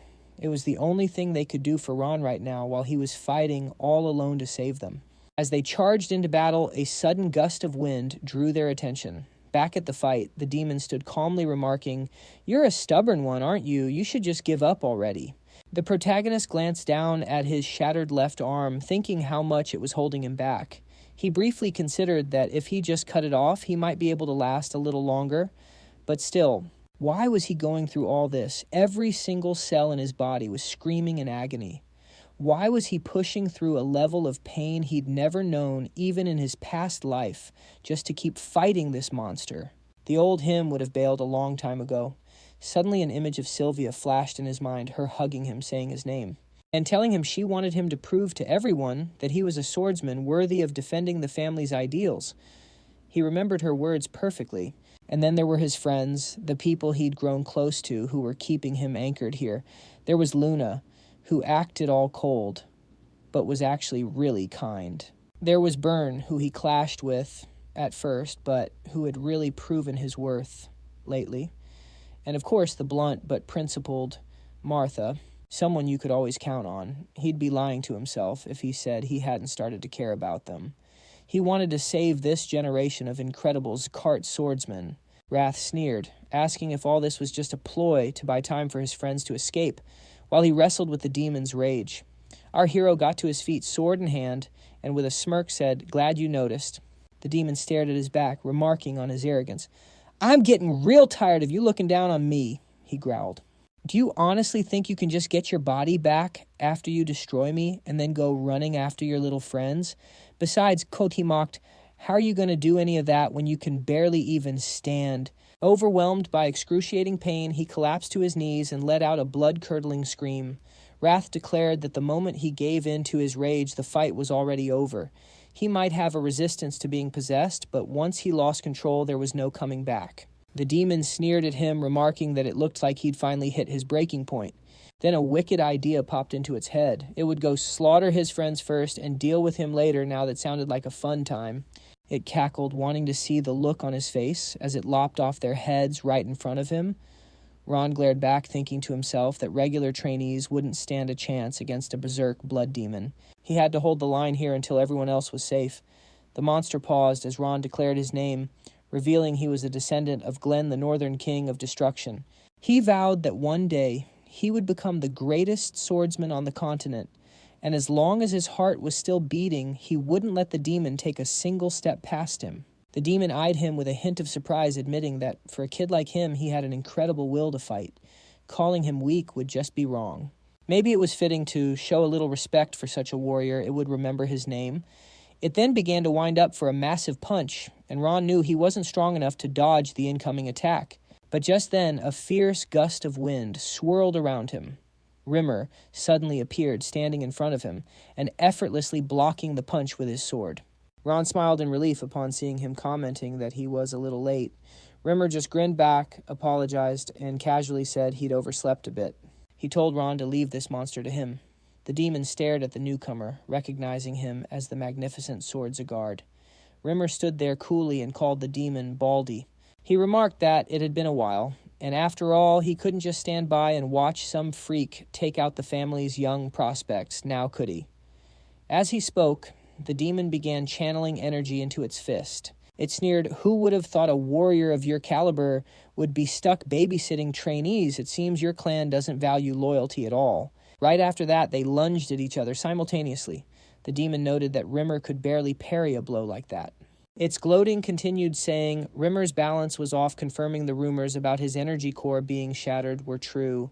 But Rimmer just smiled back, advising the demon to fire its informant. "As usual, you're working with old news," he quipped. "I've been out of commission for ages, but the rumors are only just now getting to you." The demon shot back that Rimmer's current state spoke for itself. Before, a single swing of his sword carried the stench of death, but now he could barely stir up a light breeze. "You'll never beat me like this." It roared, lunging forward with a powerful punch only to hit empty air. Rimmer, having dodged with a smirk, called the move pretty rude. Ron watched them fight, marveling at how his instructor moved through the air with such agility, like a leaf, dancing gracefully on the wind. His movements were so flawless it gave him goosebumps. If Rimmer was using his full power, this fight would have been over in an instant. Why was he dragging it out? Maybe he wanted Ron to watch. That had to be it. Just like before, he was intentionally demonstrating his sword techniques. Was he really giving a lesson in a situation like this? It was just unbelievable. Rimmer dashed toward his opponent, taunting that for all its tough talk, it couldn't even beat him in his weakened state. "At this rate, you're going to lose that silly helmet," he teased. This enraged the demon, who unleashed a flurry of rapid punches, screaming at him to shut his mouth. "Stop screwing around and fight me for real," it bellowed. Rimmer's expression turned calm as he thought to himself that it was probably time to end the games. He'd pushed his luck just about as far as he could while messing around. He called out to Ron, telling him to watch very carefully. "This is how the Zgart family fights," he declared. "You'll need to learn this."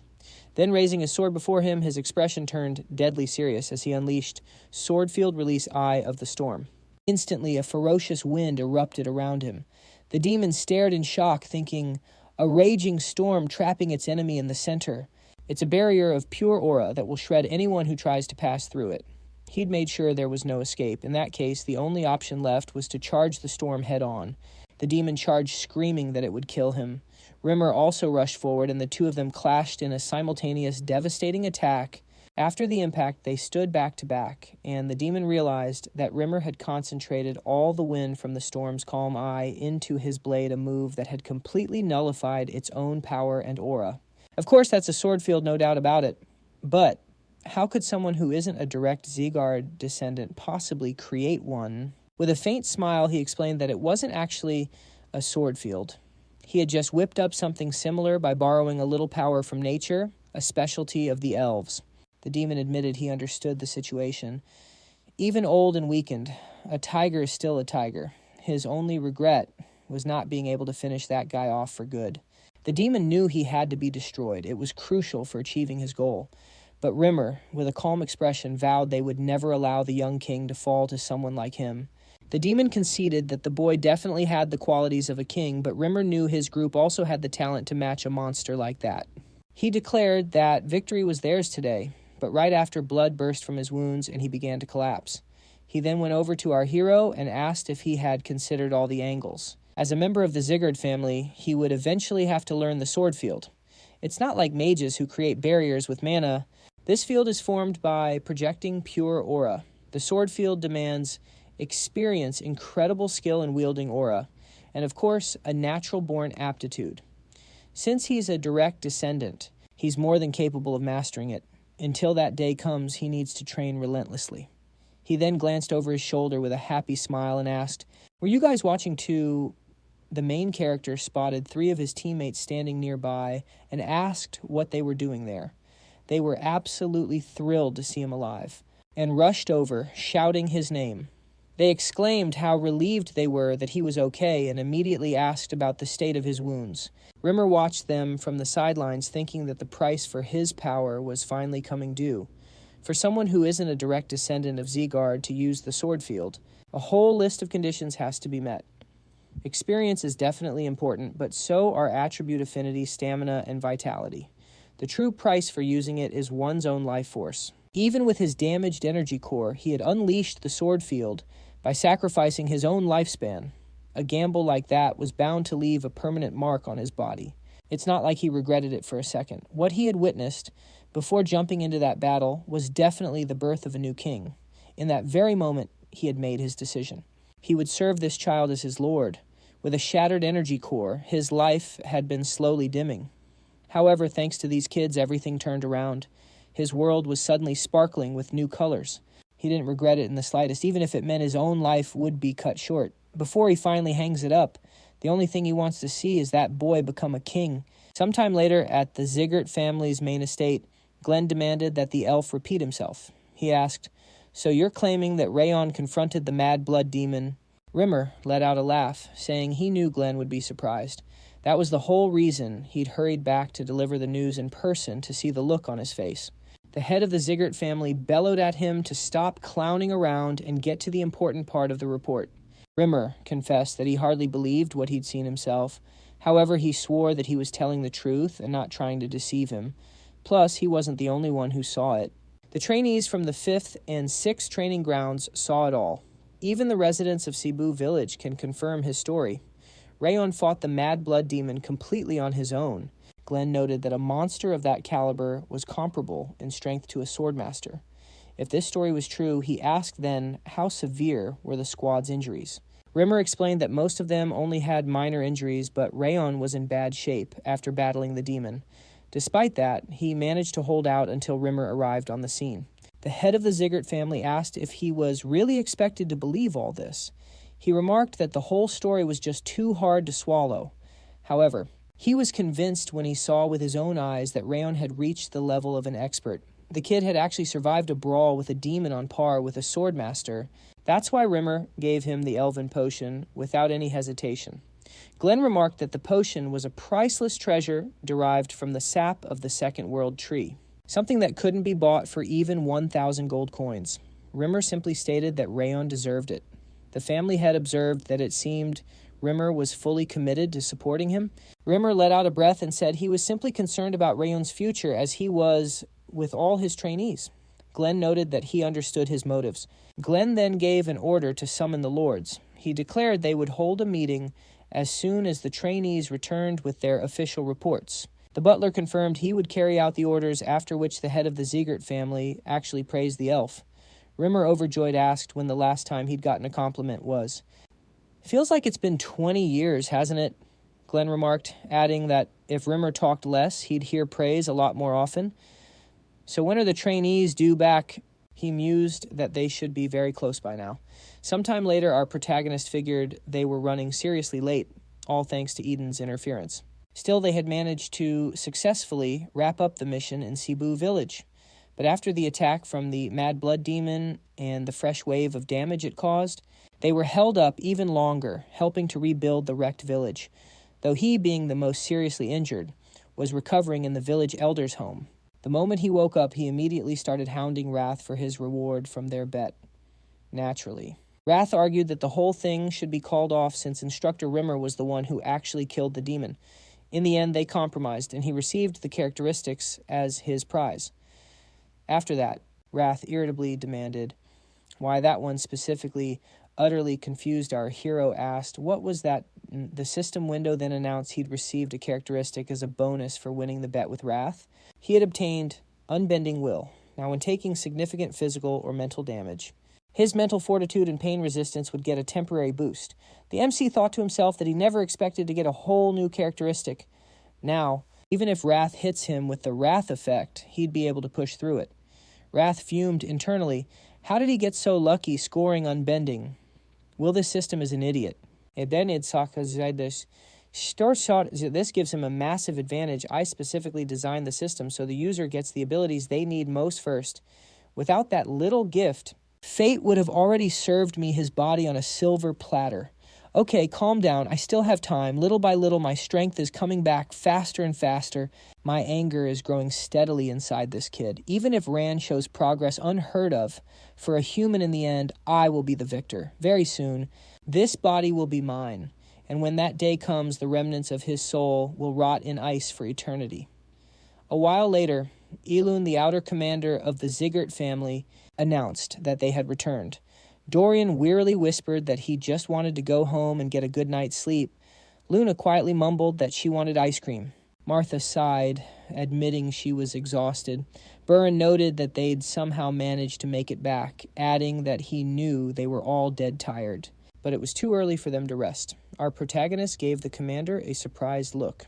Elun explained that they needed to report to the head of the Zgart family. A short time later, in the main hall, our protagonist bowed deeply and formally greeted the head of the Zgart family, causing whispers to erupt in the room. Can that really be Ran, the one who killed the green battle phantom and stood up to the mad blood demon?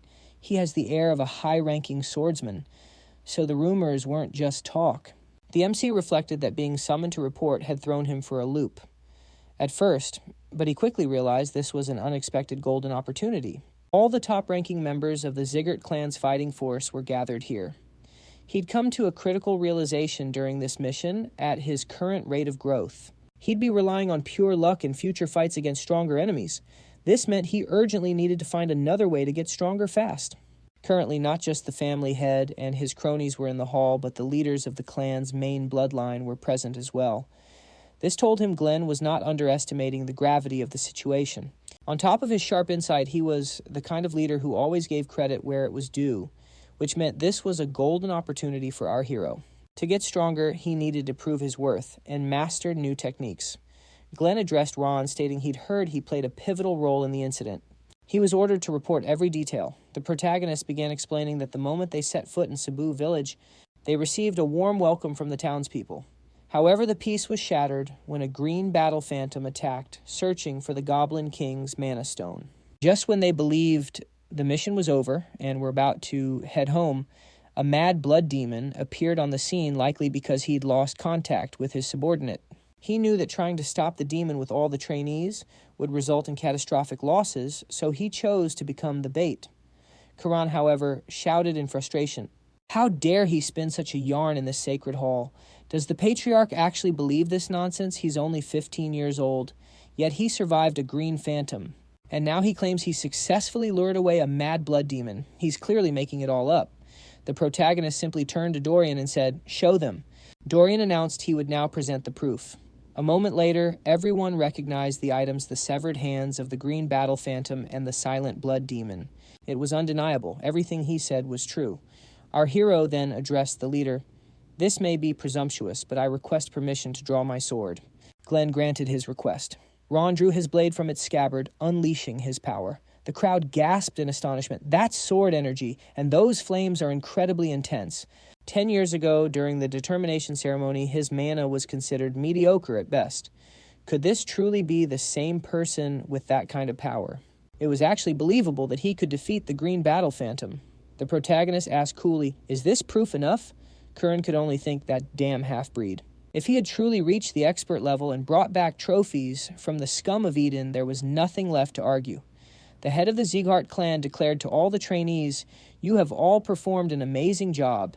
Ismialf Gio." Glenn's uncharacteristic praise left everyone in the room completely floored. No matter how difficult the mission his subordinates completed, Glenn would normally offer only the slightest commendation. For the first time in decades, he used the word amazing. It was so overwhelming that several trainees were moved to tears. After that, he presented the Goblin King's Mana Stone and detailed the goals of Eden that they had managed to uncover. In the end, every trainee received a bronze medal, and Rayon was awarded a silver one. Before leaving, the protagonist couldn't help but think, was I really expecting a huge reward for nothing? He had secretly hoped for something more than a silver medal, especially after exposing Eden's sinister plans. It seemed no new combat techniques were coming his way. At that, Wrath chimed in that he couldn't believe Rayon got nothing substantial for providing such valuable intelligence. The leader's foolishness is beyond description. Our hero thought to himself that if he had received the Thousand Lights technique, he'd have to admit he was getting his hopes up. But now it was all pointless. Just then, Rayon approached Rayon and said he needed to speak with him. The protagonist thought, "What's going on?" and asked, "Would you be able to come to the annex building around midnight tonight?" The protagonist asked for the reason. Rowan smiled, explaining that the patriarch himself had requested his presence. He was most likely going to receive a private additional reward. A short while later, Helen announced that the young master had returned. Sylvia called his name, her voice filled with concern. "I heard the rumors that you ran into Eden. How is your arm?" The protagonist reassured her, "I'm perfectly fine, completely healed." She embraced him tightly, apologizing for pushing him so hard and for telling him to show everyone the true power of a Zgart. Sylvia said guiltily that her words had led him to defy the demons of Eden. The protagonist gently called her mother and told her he was actually very grateful. He confessed, "Honestly, when I stood before that mad blood demon, I wanted to run. I had no confidence I could defeat it. I even thought about using the other trainees as a distraction. But in that critical moment, I remembered your words. You said you would be happy if I lived my life as a swordsman of Zgart. Those words gave me the resolve to stick to my path, no matter what. The only reason I stood my ground was because of what you told me." She tried to form a reply, but she was overcome with emotion and collapsed to the floor, sobbing. The maid was also in tears, remarking on how much braver he'd become. Utterly confused, the MC yelled out, "What's gotten into them?" As night began to fall, Rand asked what had happened while he was away on his mission. Judiel explained that she'd been summoned back. An order had arrived from the central hall. She was convinced they were planning to get rid of her. Seeing the sorrow on her face, the protagonist figured this was almost certainly a punishment. She hadn't told them he'd reached the expert level in swordplay, nor had she mentioned what went down in the audience hall. He realized he couldn't just leave Judiel to die. Besides, this double agent could still be useful to him. The protagonist addressed her by name, telling her that if she wanted to live, she had to do exactly as he said. She just stared at him, completely surprised. The MC laid out the plan she couldn't go back. Instead, she needed to send a letter informing them that she was now Ron's personal lady-in-waiting. She was to write that his mother, worried about his physical condition, had personally appointed her to the position. That way, they wouldn't dare touch her. He figured they might even think this new role would make it easier for her to gather information for them. He added that if she ever felt they were starting to doubt her, she should drop the bomb that he had almost fully recovered. Only the current leader and the Rimmer instructor knew about this, so it would make them believe she was still a valuable asset.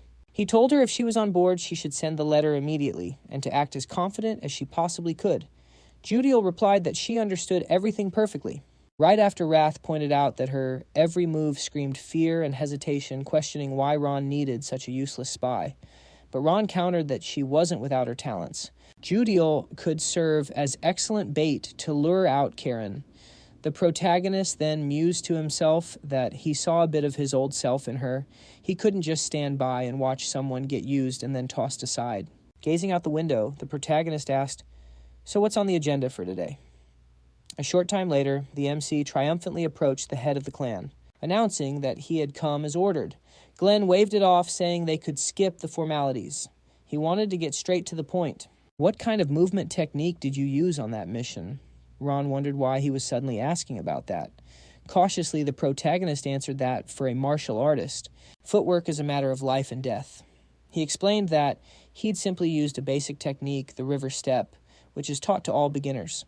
The clan leader acknowledged that while the technique had its uses, even at higher levels, it was far too simple for a master and practically useless against truly strong opponents. "This is perfect." He had just decided on the reward for exposing Eden's motives. Glenn announced that he would personally teach Ron a more fitting movement technique. The protagonist was floored. He couldn't believe it.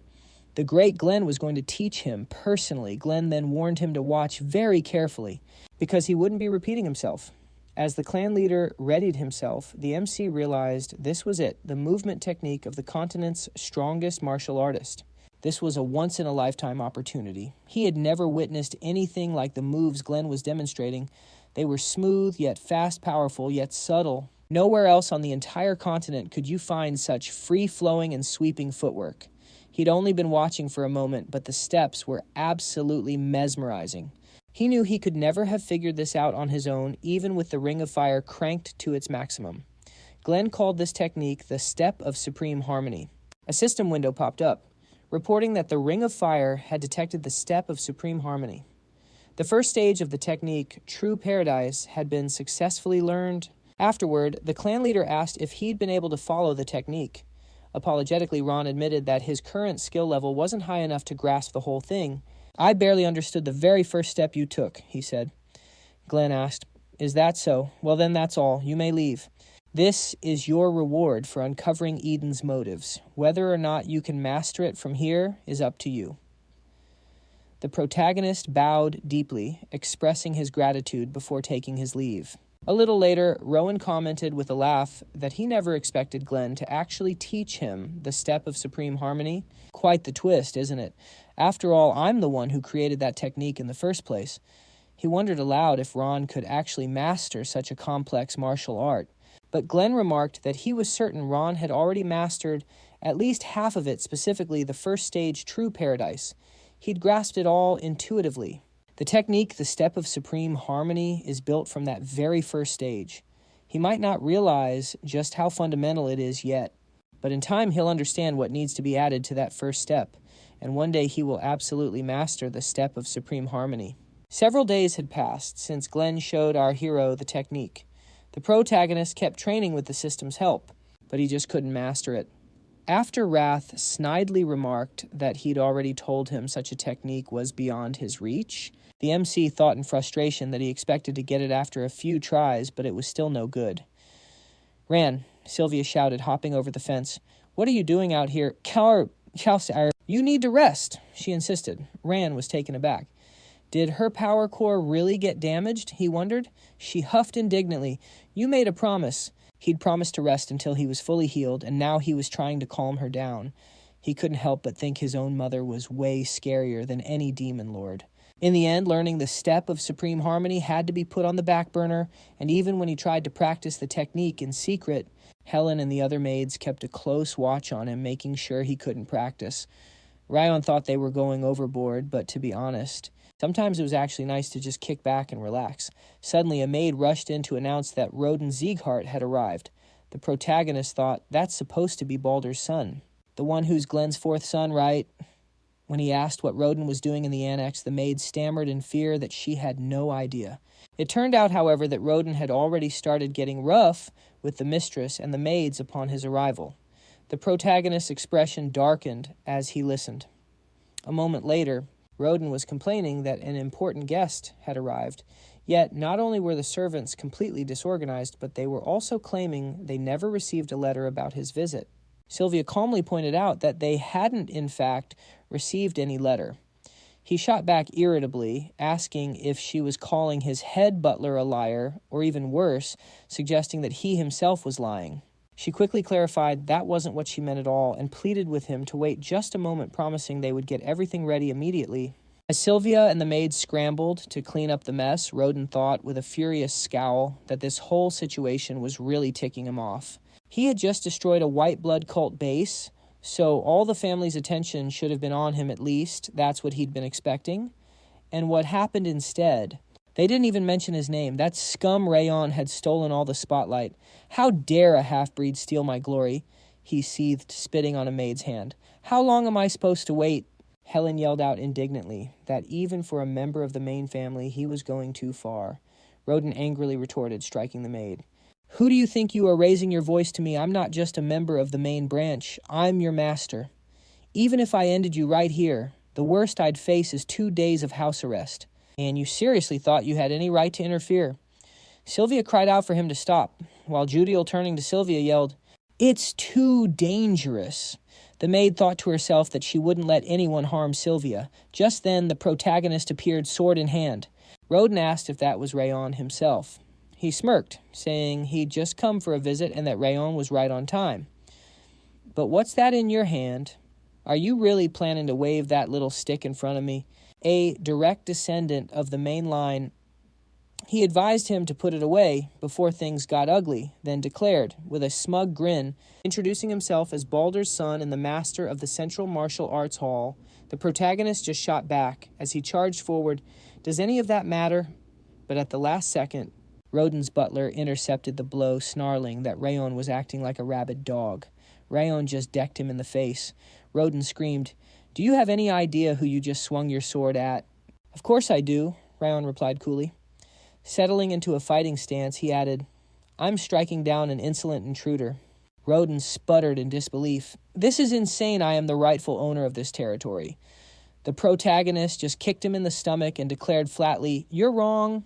Gasping for air, Roden wheezed that he must have gone completely insane. The protagonist simply noted that nothing there belonged to him, and that the annex was certainly not his property.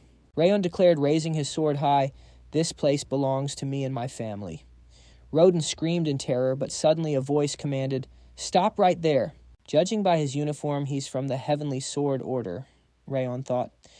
What's a swordsman under the direct command of the family head doing here? Roden shouted, You're from the Heavenly Sword Order. Then you must execute this piece of trash immediately. This half-breed dared to attack me, a direct descendant of the family head.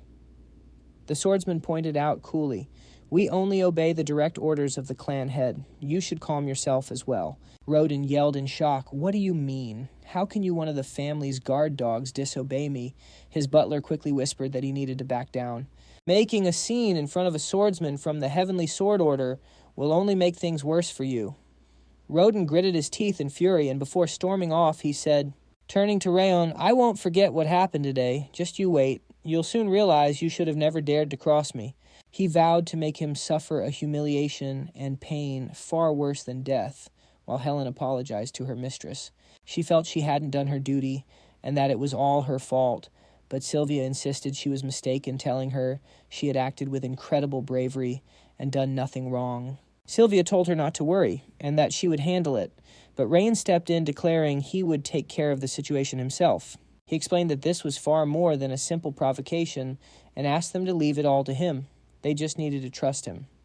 The following day, Glenn bid them to rise, mentioning he'd heard rumors of a disgraceful incident the day before. Rayon confirmed that the rumors were true. Roden claimed he had sent a letter announcing his visit, yet not only was the annex unprepared, but its residents also had the audacity to be insolent towards him. He continued whining that the lunatic Rayon had even attacked him and his butler and that he could have been killed. Rayon thought to himself that Roden was a much better actor than a swordsman. He was the complete opposite of what Judiel had described. Addressing the family head respectfully, Rayon stated plainly that Roden was lying. The memory of Roden's furious screams and humiliating actions was still fresh in his mind, especially when he grabbed his collar and called him scum. Enough!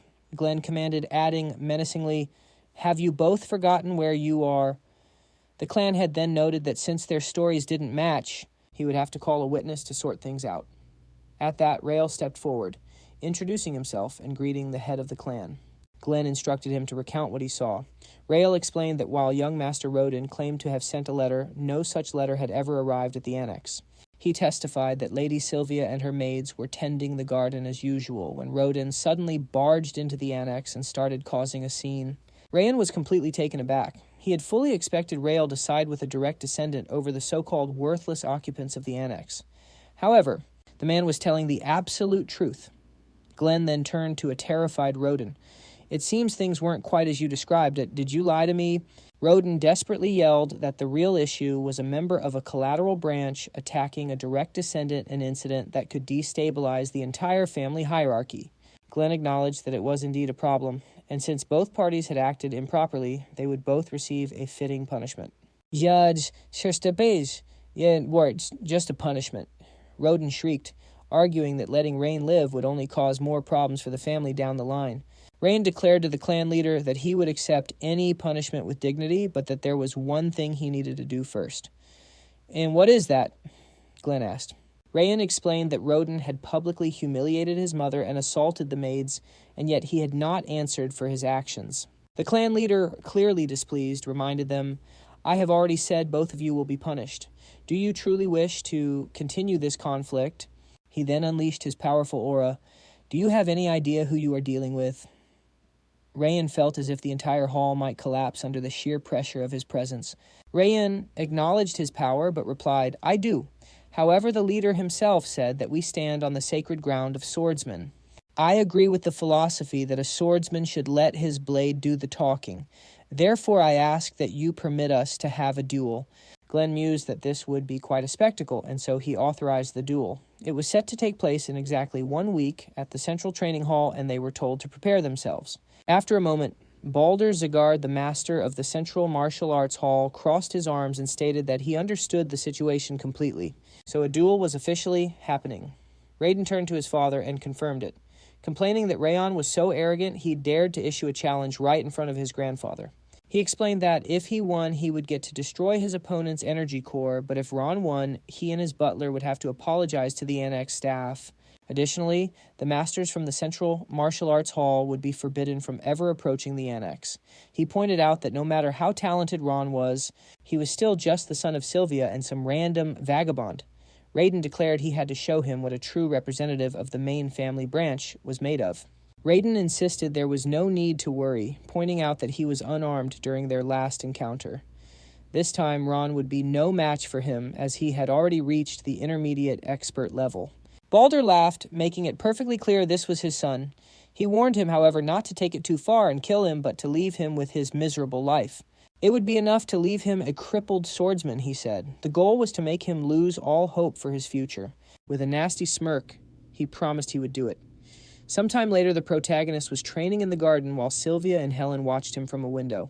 The maid mentioned that the young master had challenged Rodin to a duel, and she worriedly asked if he would be all right. Raiden was an intermediate-level expert, while the young master had only just become a novice. She thought it would be better to stop him before something terrible happened, and Sylvia silently agreed that Helen was right. This fight was incredibly dangerous. The last time, Rowan had caught Rodin by surprise, but in a proper fight, his chances of winning were slim. And despite her brother's threatening demeanor, he employed a very unconventional and agile style of swordsmanship. Considering he personally trained Rodin, a serious fight was just too unpredictable. However, one look at her son's determined gaze changed her mind. She declared that they just needed to believe in him, prompting Helen to shout, "Are you sure we can just leave things like this?" Sylvia admitted that, to be honest, she was trying to convince herself just as much, and she was terrified for him. But she was sure that Ran had a good reason for challenging Rat to a fight, so she was going to trust him. Just then, Judiel arrived, announcing that she had brought him lunch. She handed him a simple sandwich he could eat quickly, warning him not to rush after training or he'd upset his stomach. The protagonist thanked her, then asked in surprise, "Well, what is this?" Ran thought to himself that the book she gave him contained information on the flexible sword technique that Rodin used. Everything was laid out so simply and clearly that it could be understood at a glance. He wondered if she had really managed to gather all this information and compile a reference book in just a single day. She had even rushed to protect his mother recently. He never asked her to do any of these things, but she continued to help him anyway. He was truly grateful to her. 1 week flew by with everyone spending the time in their own way. Finally, the day of the duel arrived, and the entire family gathered to watch. Ren thought with a smug smile that he had been waiting for this day for a long, long time. Round had no idea just how badly he wanted to finish him for good. He planned to disfigure his body so badly that he would never be able to lift a sword again. The referee announced that if they were ready, they should step into the arena. Raiden sneered that he was eager to see the pathetic look on the loser's face. The protagonist retorted that he wouldn't be able to see his face. The referee then announced that the duel could begin. "Maybe you should stop acting so smug," Raiden shouted with a smirk as he charged. But after his opponent used some kind of skill, he suddenly vanished, leaving Raiden to wonder where he went.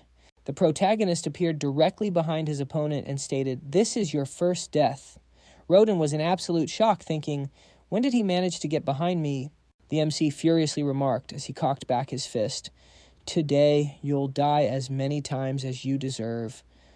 With that, Rayon smashed his fist into his opponent's face with all his might, making him think, what was that? He couldn't track a single one of his movements.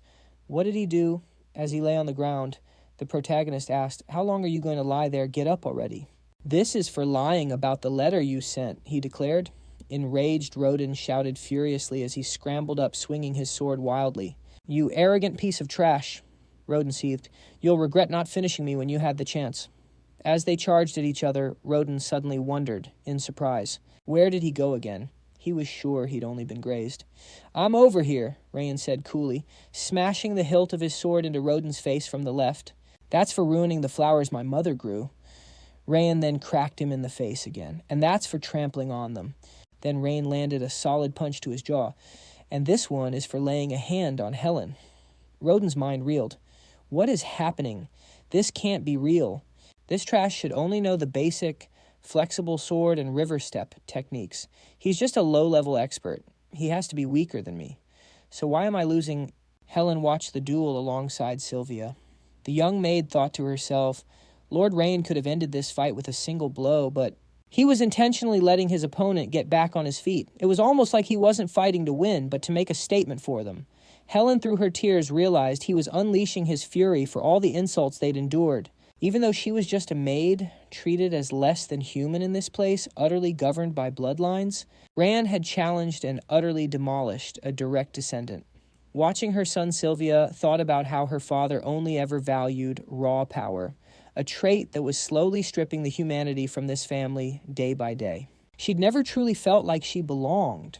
Despite being a direct descendant herself, she couldn't handle the crushing pressure and eventually ran away, refusing to face reality. But maybe, just maybe, it was for the best.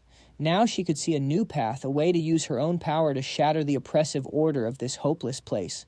Her own son, Ran, had shown her this path. It doesn't matter how weak you are physically. What truly matters is the strength of your spirit. No matter who you're up against, you have to fight until the very end. After a few moments, the judge announced that Raiden could no longer move.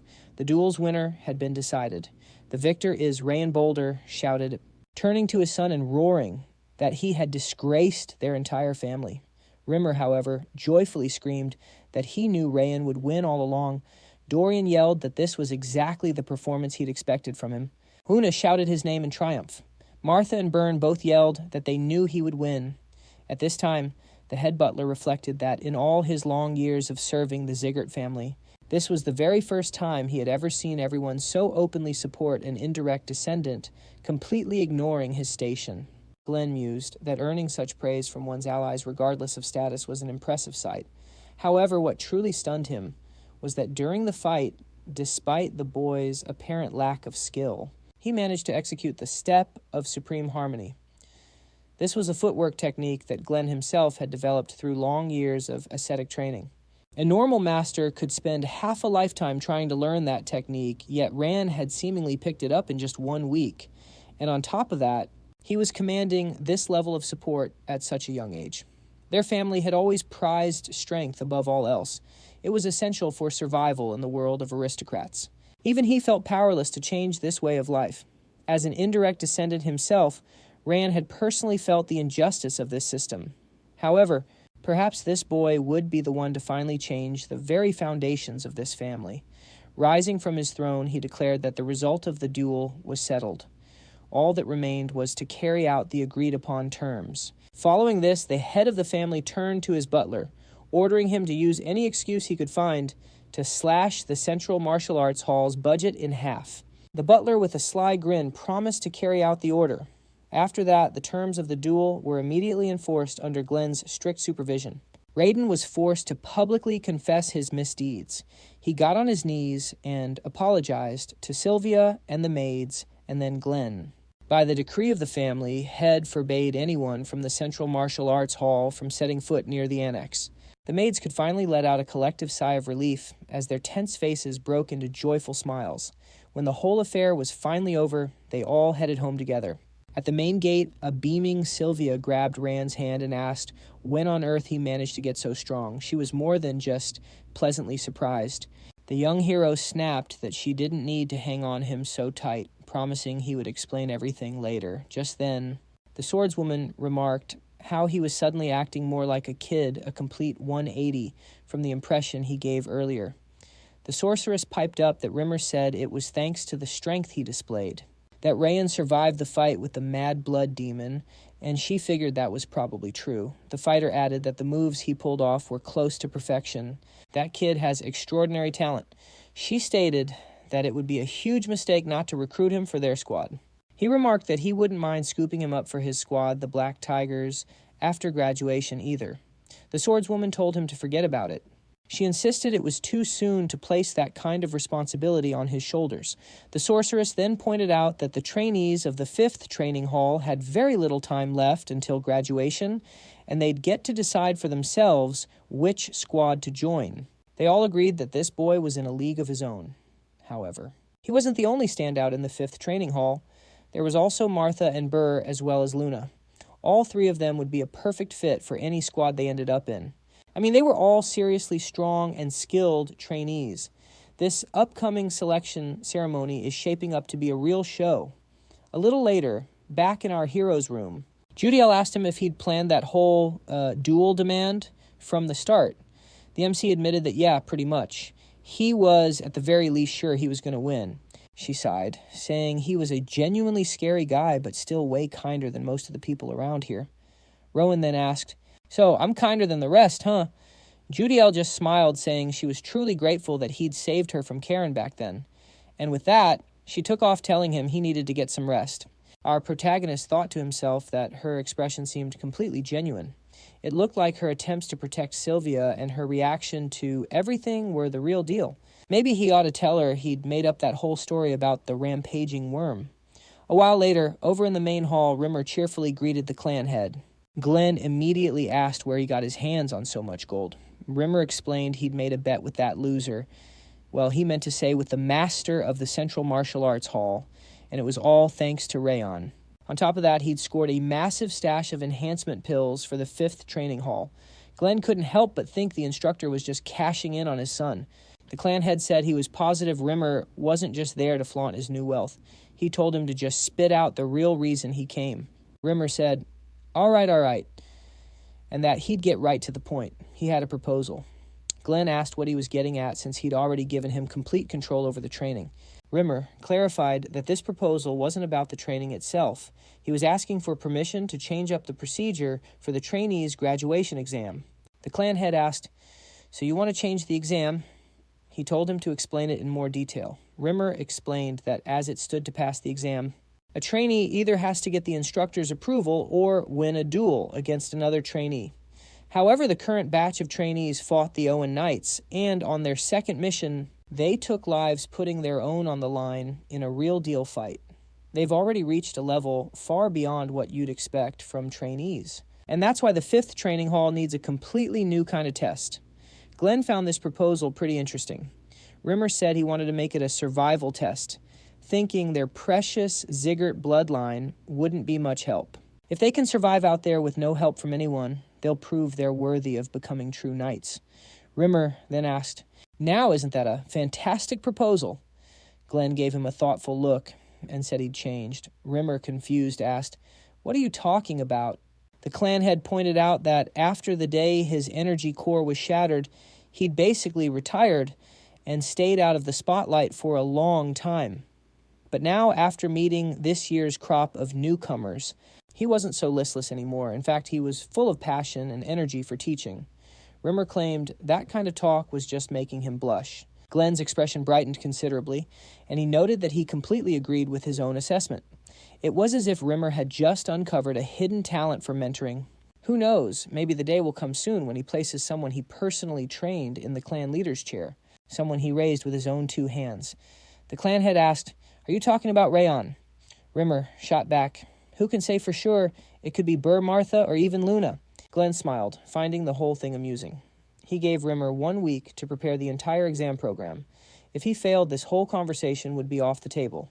Rimmer just grinned, pulling out a stack of documents, and said that, as a matter of fact, he already had it all prepared. A little while later, the trainees of the 5th training hall were all grumbling about how their instructor told them to assemble only to be late himself. Not that it was a surprise the guy's never on time. He was probably out hitting the gambling dens and taverns until sunrise again. Just then, Rimmer burst onto the training grounds, kicking the doors wide open.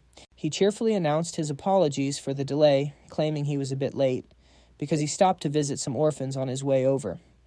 Burr, completely irritated, yelled that if he was going to lie, he could at least come up with a believable excuse. Rimmer insisted he wasn't lying and was telling the absolute truth. "Anyway," he said, "I've got a major announcement for all of you." He'd been thinking about this for a long time, but they were the ones who gave him the confidence to finally go through with his plan. "The graduation exams are starting soon. You're not planning on being trainees forever, are you?"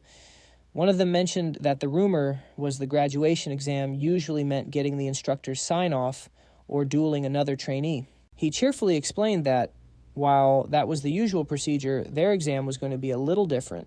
Surprised, they asked him, what exactly did he mean?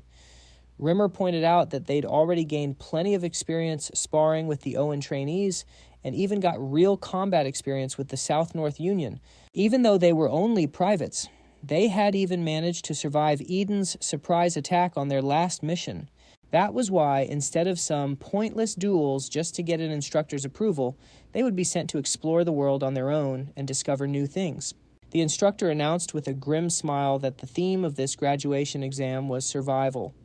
For 1 month, they would have to set aside their status as Zgart's disciples and survive in various parts of the continent with nothing but the swords in their hands. Of course, for anyone who was scared, he had an alternative exam ready. Luna turned to Rayon and asked if he was going to participate in this test. The protagonist, of course, said he was all in. Hearing that, she declared she would participate too. Burren added that the instructor wouldn't hold a test like this without a good reason, so he was joining as well. Martha then said her whole life had been about survival, so she was more than ready for the challenge. Rimmer looked stunned, asking how not just Rayon, but all of them could make up their minds so quickly. Had they even considered where he was planning on sending them? He was particularly worried about Rayon since he was the top trainee.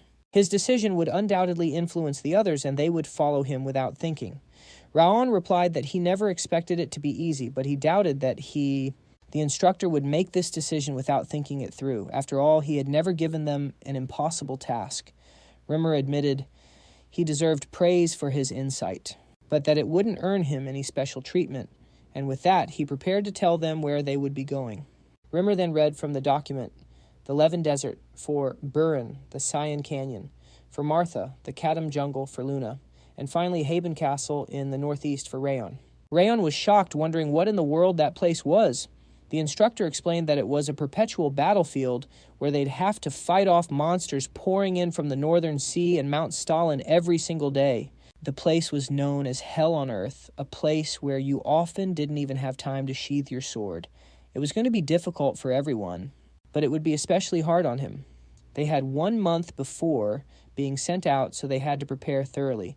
Sometime later in the garden of the annex, Helen asked Sylvia if she thought the young master was training too hard. He hadn't slept for several days, pushing himself relentlessly. Honestly, she felt it would be better for him to just give up on the exam. That place was far too dangerous. Sylvia said she agreed with her, but also knew this was a golden opportunity for him to grow. In addition, she believed he personally wanted to give it his all during the test at Haben Castle. Their job was to help him concentrate completely on his training. Afterwards, as the protagonist trained relentlessly, he reflected that ever since he heard the conditions for the exam, he had cranked up the intensity of his training this past week and was already starting to feel exhausted. But even with all this effort, he couldn't shake the feeling that something was missing. The monsters at Haben Castle are massive, with hides so tough a sword can barely even scratch them.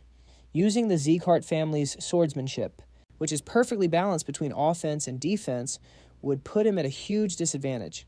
The Thousand Lights technique he uses is deadly, but it consumes a massive amount of aura, which would be a disaster in a prolonged fight. The Ring of Fire had made up for this weakness so far, but he couldn't rely on just those two techniques anymore. He had 3 weeks before leaving. His top priority was now to learn more about Haben Castle and find a way to improve his Thousand Lights technique. He needed a more aggressive sword style, and to develop it, he would have to give it everything he had. After a while, Glenn asked, "So, you want a new swordsmanship technique in exchange for a silver medal?" The protagonist confirmed that was exactly right. The clan leader remarked that how he chose to use the silver medal was his own business. However, he added, "Didn't you say you would use it for something else?" Rayon admitted that was true. He had been planning to use the medal to restore his mother's status as a direct descendant.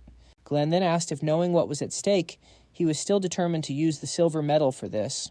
Ron mentioned that he'd learned a thing or two from the Cebu village mission and their last fight, and Glenn told him he was all ears. Ron explained that what he pulled off during the mission was a huge deal for someone his age and rank, but all he got for it was a silver medal, not the gold one he needed. He then brought up the real problem he'd mentioned before. He needed gold medals to restore his mother's status, and just piling up silvers wasn't going to do a thing for her. It made more sense to cash in the silver medals now to get stronger so he could actually earn those gold medals down the line.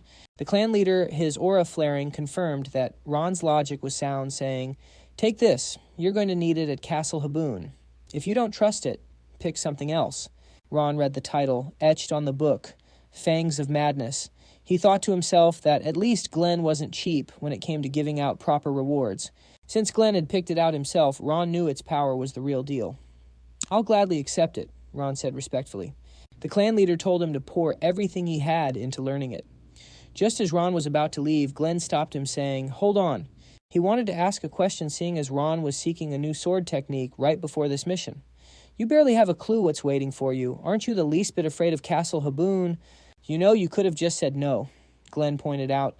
Ron replied that he'd figured something out after fighting the demons from Eden, prompting Glenn to ask what it was. Ron explained that a true life-or-death battle provides the kind of growth that could take years to achieve in a training hall, and he realized he needed trials that would push him to his absolute limits to get stronger. Besides, he added, an instructor like Rimmer would never throw them into a trial they couldn't possibly handle. He knew this path would be tough and painful, but he was confident it would make him stronger, and one day he'd be grateful for the experience. The clan leader nodded, saying he understood. "Before you go, one more thing," he added. "Bending can be used in countless ways, so you need to start thinking outside the box." Ron thanked him for the advice. Just then, Rimmer, who had been hiding the whole time, popped out, exclaiming that this was exactly why he adored Ron. "He totally gets my intentions. There's nothing better for an instructor than a student who's on the same page. He's so unlike that grumpy Burr or that goody two-shoes Martha." Glenn shot back, "What kind of instructor are you bad-mouthing your own students?" He then added, "I have to admit, I'm surprised you decided to give him that technique. The Fangs of Madness, and that's easily worth a gold medal." Rimmer chimed in cheerfully. "Oh, your love for your grandson knows no bounds." The clan leader grumbled, "You talk too much." He then noted, "You've been quieter lately, I'll give you that. But remember, just as the name implies, that technique is a truly savage style." "So you think Ron can actually master it?" Rimmer asked. Glenn replied flatly, "I gave him the book, that's more than enough. Whether he masters it or not is entirely up to him." Rimmer just smiled and said, "You say that, but you're definitely going to help him out. Your love for your grandson is just so admirable." The clan leader's aura flared as he roared, "You've really gotten on my last nerve, and since you've suddenly become so chatty, "Oh, it must mean you're fully recovered from your last battle," Rimmer yelped in terror. "Wait, stop, I'm not fully recovered yet." Glenn raised his hand to strike, declaring menacingly, "You look like you recovered ages ago. I think it's time to teach you a lesson." Rimmer, completely stunned, screamed for forgiveness. Right after that, Ron heard a blood-curdling scream echoing from the hall. A little while later, back in his room, Ron wondered aloud, "So this is the sword technique I got for a silver medal. But man, this is way beyond what a silver medal should get you." Ron thought, looking at the book titled Fangs of Madness. Just like the name suggested, the style was like the bared fangs of a savage beast. You just charge forward with the single-minded goal of brutally landing a critical blow using a sword style that's purely intuitive. It's not something you can learn from a textbook. It has to be forged in the heat of battle. That's why he threw himself into countless duels with the other students, forcing himself to adapt to its aggressive nature. He didn't put his sword down for a second right up until the day of the graduation exam. He knew he had to become more skilled and even more ferocious to reach the level of mastery it demanded. He kept pushing himself sparring until no other student was willing to face him. He finally managed to get a real feel for the Fangs of Madness technique just before his time was up. His training period was over, and the final night before the graduation exam had arrived. Judiel couldn't help but notice he was covered in bruises. He was obviously running himself into the ground for tomorrow's final exam. The mistress would absolutely lose it if she saw the condition he was in. The protagonist admitted that he might have gotten a little carried away, explaining that he had to fight daily to master the Fangs of Madness. He then asked her to patch him up somehow. She shot back, asking if she even had a choice. The protagonist told her there was something he needed to say before he left. Judel replied that she was listening to her master. The MC, closing his eyes, confessed that he'd lied to her about the frenzied worm back then. Judging by her reaction, he figured she might have already known. She confirmed that the thought had crossed her mind, although she wasn't certain. Ron pressed her, asking why she had ever doubted it. Judil explained that at first she truly believed he'd put the frenzied worm inside her. She didn't dare hope it could be a lie. Her only thought was how to survive the terror. However, thanks to the kindness of everyone in the annex, she slowly began to adapt. He also treated her like an actual human being, never demanding anything in return. He even helped her avoid raising suspicion at the Central Martial Arts Hall. After everything she'd been through here, she finally had a realization. The face he showed Sylvia and the look he gave her, it was all to protect the annex. And after realizing that the thought finally struck her, it occurred to her that there was no frenzied worm. Of course, it was just a hunch with zero evidence. But then why was he telling her the truth now? The protagonist explained that it was because she had changed. He admitted he'd been watching her closely this whole time, and he noticed the mask she always wore was finally starting to crack, revealing her true self. The day Roden showed up and went on a rampage in the annex, she risked her own neck to defend Helen and his mother, and that was a completely genuine act. And later he found information about Roden's sword style lying on his bed. That was her, wasn't it? He said it helped him out a ton. He thanked her for it. In response, she told him she has a younger brother. Judiel explained they were separated when she was sent away as a servant, and now she doesn't even know where he is. She had no choice but to follow orders because they told her it was the only way she would ever get to see him. With tears in her eyes, she said she was incredibly sorry. The protagonist swore that he would save her younger brother. He was positive that Karun wouldn't let him off the hook that easily. So they were bound to clash more than once, and in one of those fights he would demand her brother's return. He promised to do it as long as he was alive. Judel then asked if she could ask just one question. What would he do if she actually reported him to Karun?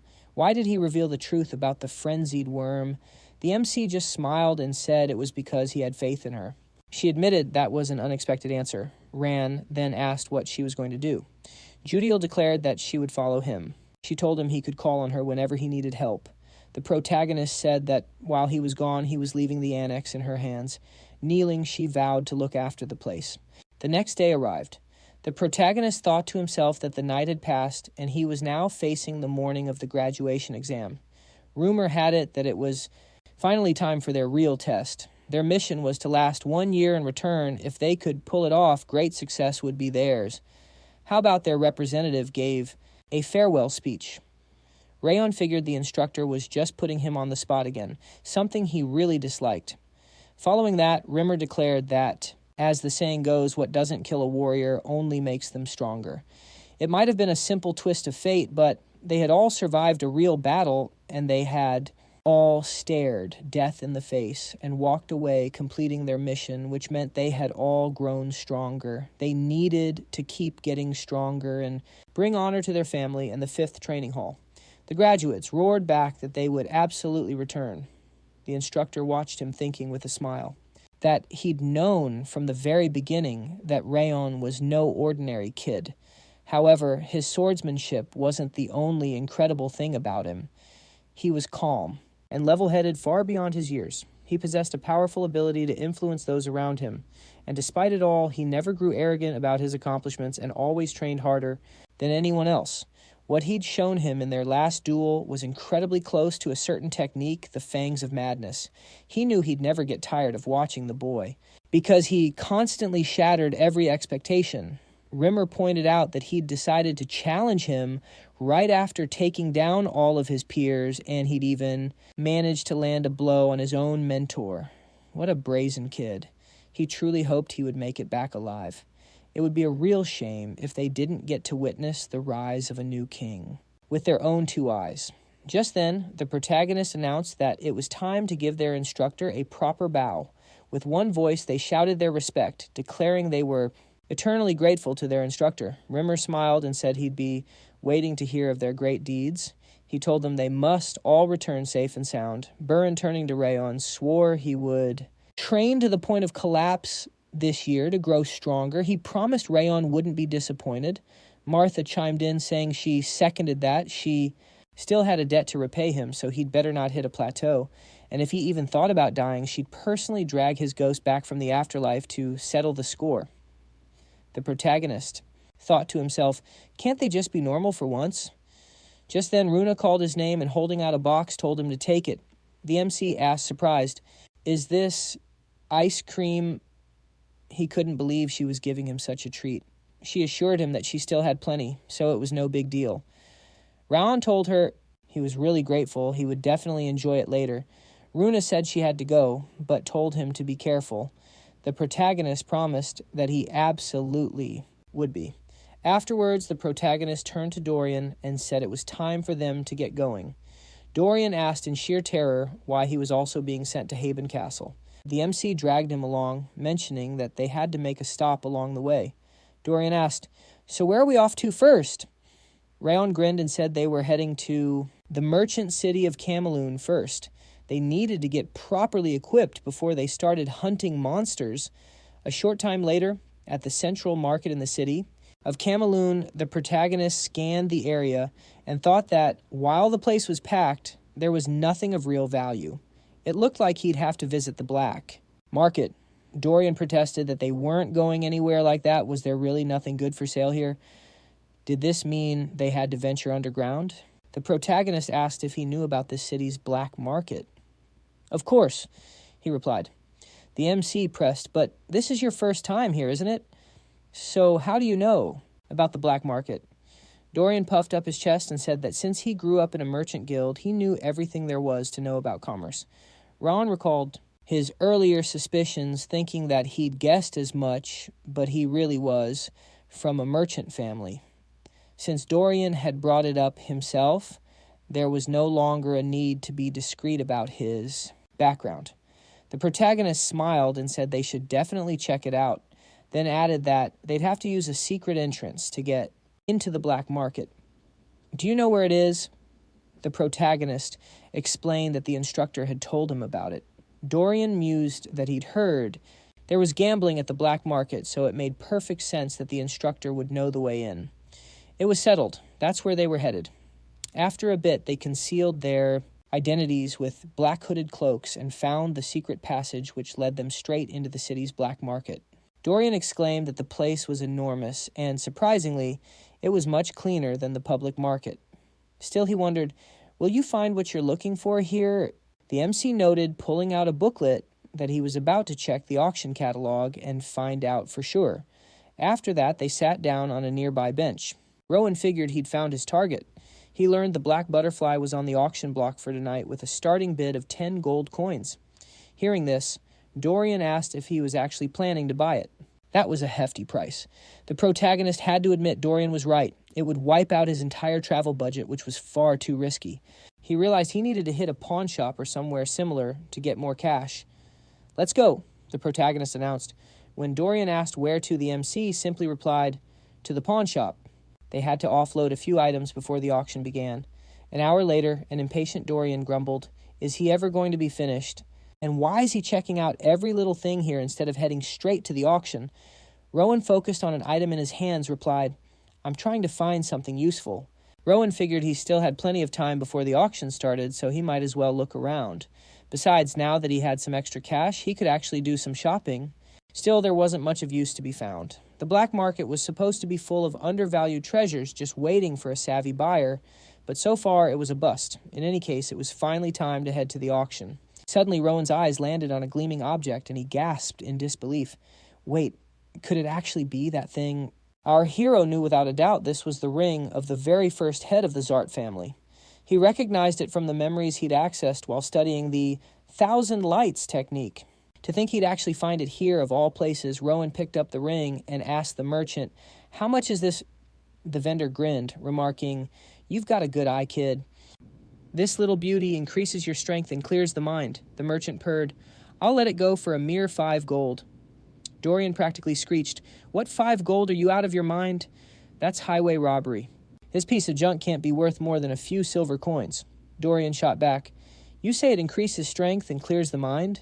But if an effect like that was actually worth 5 gold, then it would be sold in a proper magic emporium, not some back alley stall. Or does it boost your strength so much that it's worth 5 gold? Somehow I seriously doubt it. It's not like it can compare to an ogre's gauntlet or something. Heck, there isn't even a proper engraving on the thing. Look at this. It's just a simple pattern on a plain band. No artistry, no style. And look, it's even chipped. What is this brass? I wouldn't take this thing for free if I found it in the garbage. How dare you demand 5 gold pieces for this? We're not paying that. I'll offer you 1 gold piece. Take it or leave it."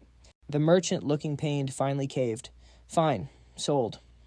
Rowan was seriously impressed with Dorian's skills. Inside, Wrath noted that the ring was clearly more than it seemed.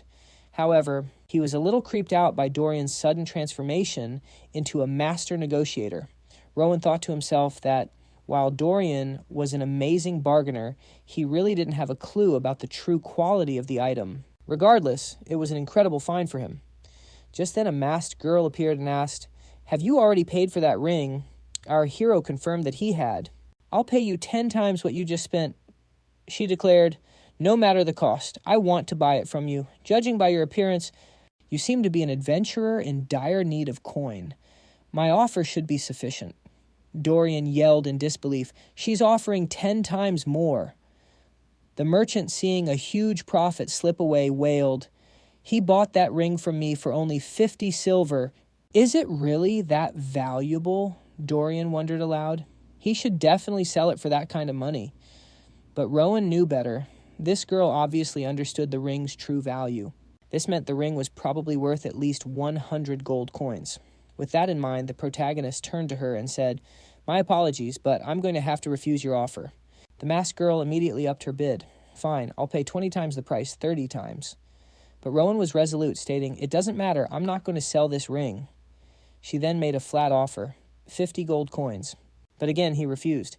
"It's not my policy to sell my personal items," our hero stated flatly. "I'm against it no matter how much you offer." At this, Sitar, her escort, stepped forward. "I have no idea who you think you are, but I advise you to be a little more humble. You'll run into serious problems if you continue to contradict the young lady," he warned. Rowan just scoffed. "And I'm supposed to change my mind just because your mistress is some big shot," he retorted. "I don't care about your background. Now, if you'll excuse us, we'll be on our way." The masked girl, now furious, demanded, "Who in the world do you think you are to be so arrogant? Stop arguing and hand over the ring while I'm still being polite about it." But our hero simply noted, looking her dead in the eye, "The only arrogant one here is you trying to forcefully take something from its rightful owner. So are you going to completely disgrace the honor of your noble house, or are we going to part ways peacefully?" he asked. She simply replied with a threat. You can't even begin to imagine how terrible this world can be. He really needs to consider why people bow to others, unless, of course, he wants to meet a sudden and inglorious end in some back alley. The protagonist shot back that if that's all she had to say, he was leaving. Annoyed, the masked girl snapped at Satar that they were going to the auction house right now.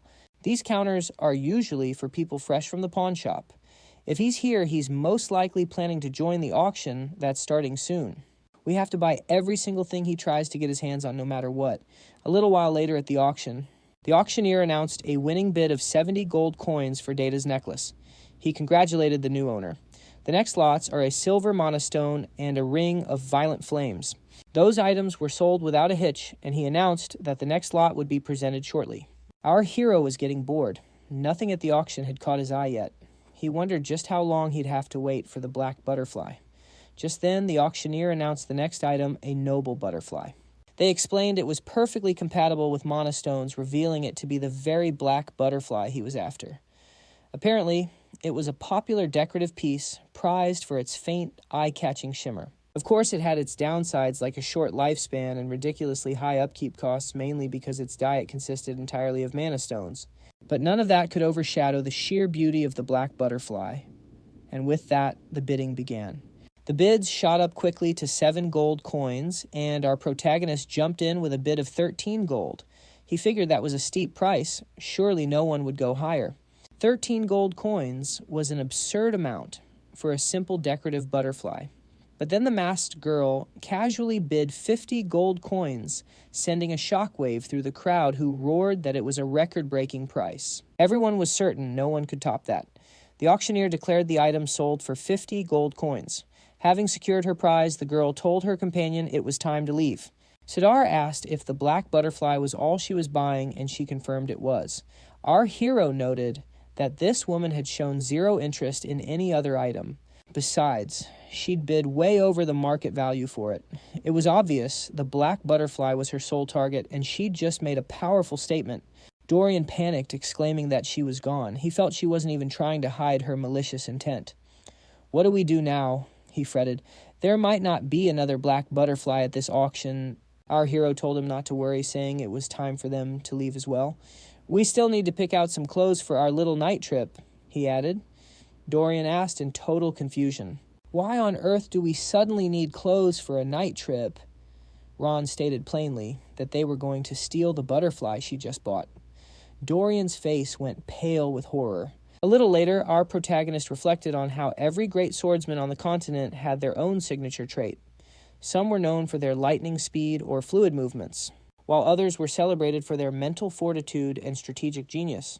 In his past life, his own claim to fame was stealth. The core technique he'd relied on was called traceless steps.